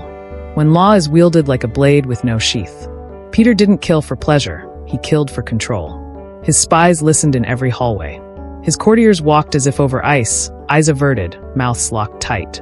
One word, one gesture, one wrong glance could lead to imprisonment or death. And still, he told himself it was righteous. He didn't silence dissent because he feared it. He silenced it because he believed it was wrong. And what could be more horrifying than a man who believes every execution is moral? Who believes that justice means not truth or mercy, but obedience? The fires he lit weren't to warm the people, they were to burn doubt from their minds. The horrors he inflicted weren't symptoms of madness. They were policies. And each time he gave the order, he slept soundly. Because in his mind, he wasn't a monster. He was justice incarnate. But is justice still justice when it strangles every opposing voice? When it dresses in robes and speaks in decrees, but moves with the quiet hunger of a predator? Peter's laws punished noble corruption and shielded the vulnerable. He protected Jewish communities from pogroms, held lords accountable, and demanded discipline in a time of chaos. On parchment, he looked like a reformer. In whispers, he was a guardian. But the ink of his reforms was written in blood. For every law passed, there were 10 bodies buried. For every protection granted, there was a dungeon filled. He ruled with one hand extended and the other clenching a knife. And so the people were left confused, grateful and terrified, protected and imprisoned. They could not decide whether to bless his memory or bury it. Was he the cruel king who murdered his queen, or the just king who punished rapacious nobles? Was he the blade or the shield? The answer, chillingly, is both. History itself cannot decide. Scholars write of him with trembling pens, veering between condemnation and reluctant praise. Chroniclers who lived through his reign dared not write his name without fear. Those who came after wrestled with the contradiction of a man who defended the weak by annihilating the disobedient. In paintings, he appears in shadow and gold, one half draped in royal finery, the other cloaked in blood. In poems, his voice is a whisper heard through iron bars. In plays, he is the tragic king undone by vengeance, but never stripped of his dark charisma. No matter the medium, Peter remains a figure of horror wrapped in silk, a ruler who spoke of justice and lived in shadows. His memory refuses to die because it carries within it a question no historian dares answer directly. What is justice when it kills more than it saves? What is law when it becomes indistinguishable from tyranny? And perhaps the most terrifying truth is this: kings like Peter never truly vanish. They do not disappear into the past. They change their faces. They modernize their crowns. Today, they do not carry blades, they sign papers. They do not scream, they smile behind podiums. They do not burn people in dungeons. They erase them with laws, bury them in prisons, silence them with systems too vast to see and too cold to touch. They wear suits instead of armor, sit in chambers instead of thrones, and command not armies, but applause. Yet the mechanism is the same. Control. Suppression. The belief that one man's vision of order is worth the cost of freedom, the cost of fear, the cost of lives. That is the legacy Peter left us. Not merely one of gore and terror, but a blueprint of how tyranny hides itself in the language of virtue. And that legacy still breathes. The horror, then, is not in Peter's crimes alone, but in how close he came to being right, in how effectively he ruled, in how, for a time, his nightmare worked. The nobles feared him. The people obeyed.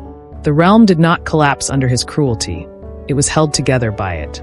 That is the true darkness. Not that he was evil, but that his evil was efficient. And that, in moments, it even looked like justice. He reminds us that monsters don't always roar. Sometimes they legislate. Sometimes they promise protection. Sometimes they beg with tears in their eyes, saying, "Don't kill me, I'm your brother." As if all the blood in the world could be washed away with a single word. But the stain remains. In his death, Peter left no peace. Only questions that still echo through palace halls and history books. Was he a hero in a time that needed violence? Or a horror that wore virtue as a mask? Perhaps the most honest answer is the one no one wants to speak aloud. That he was both.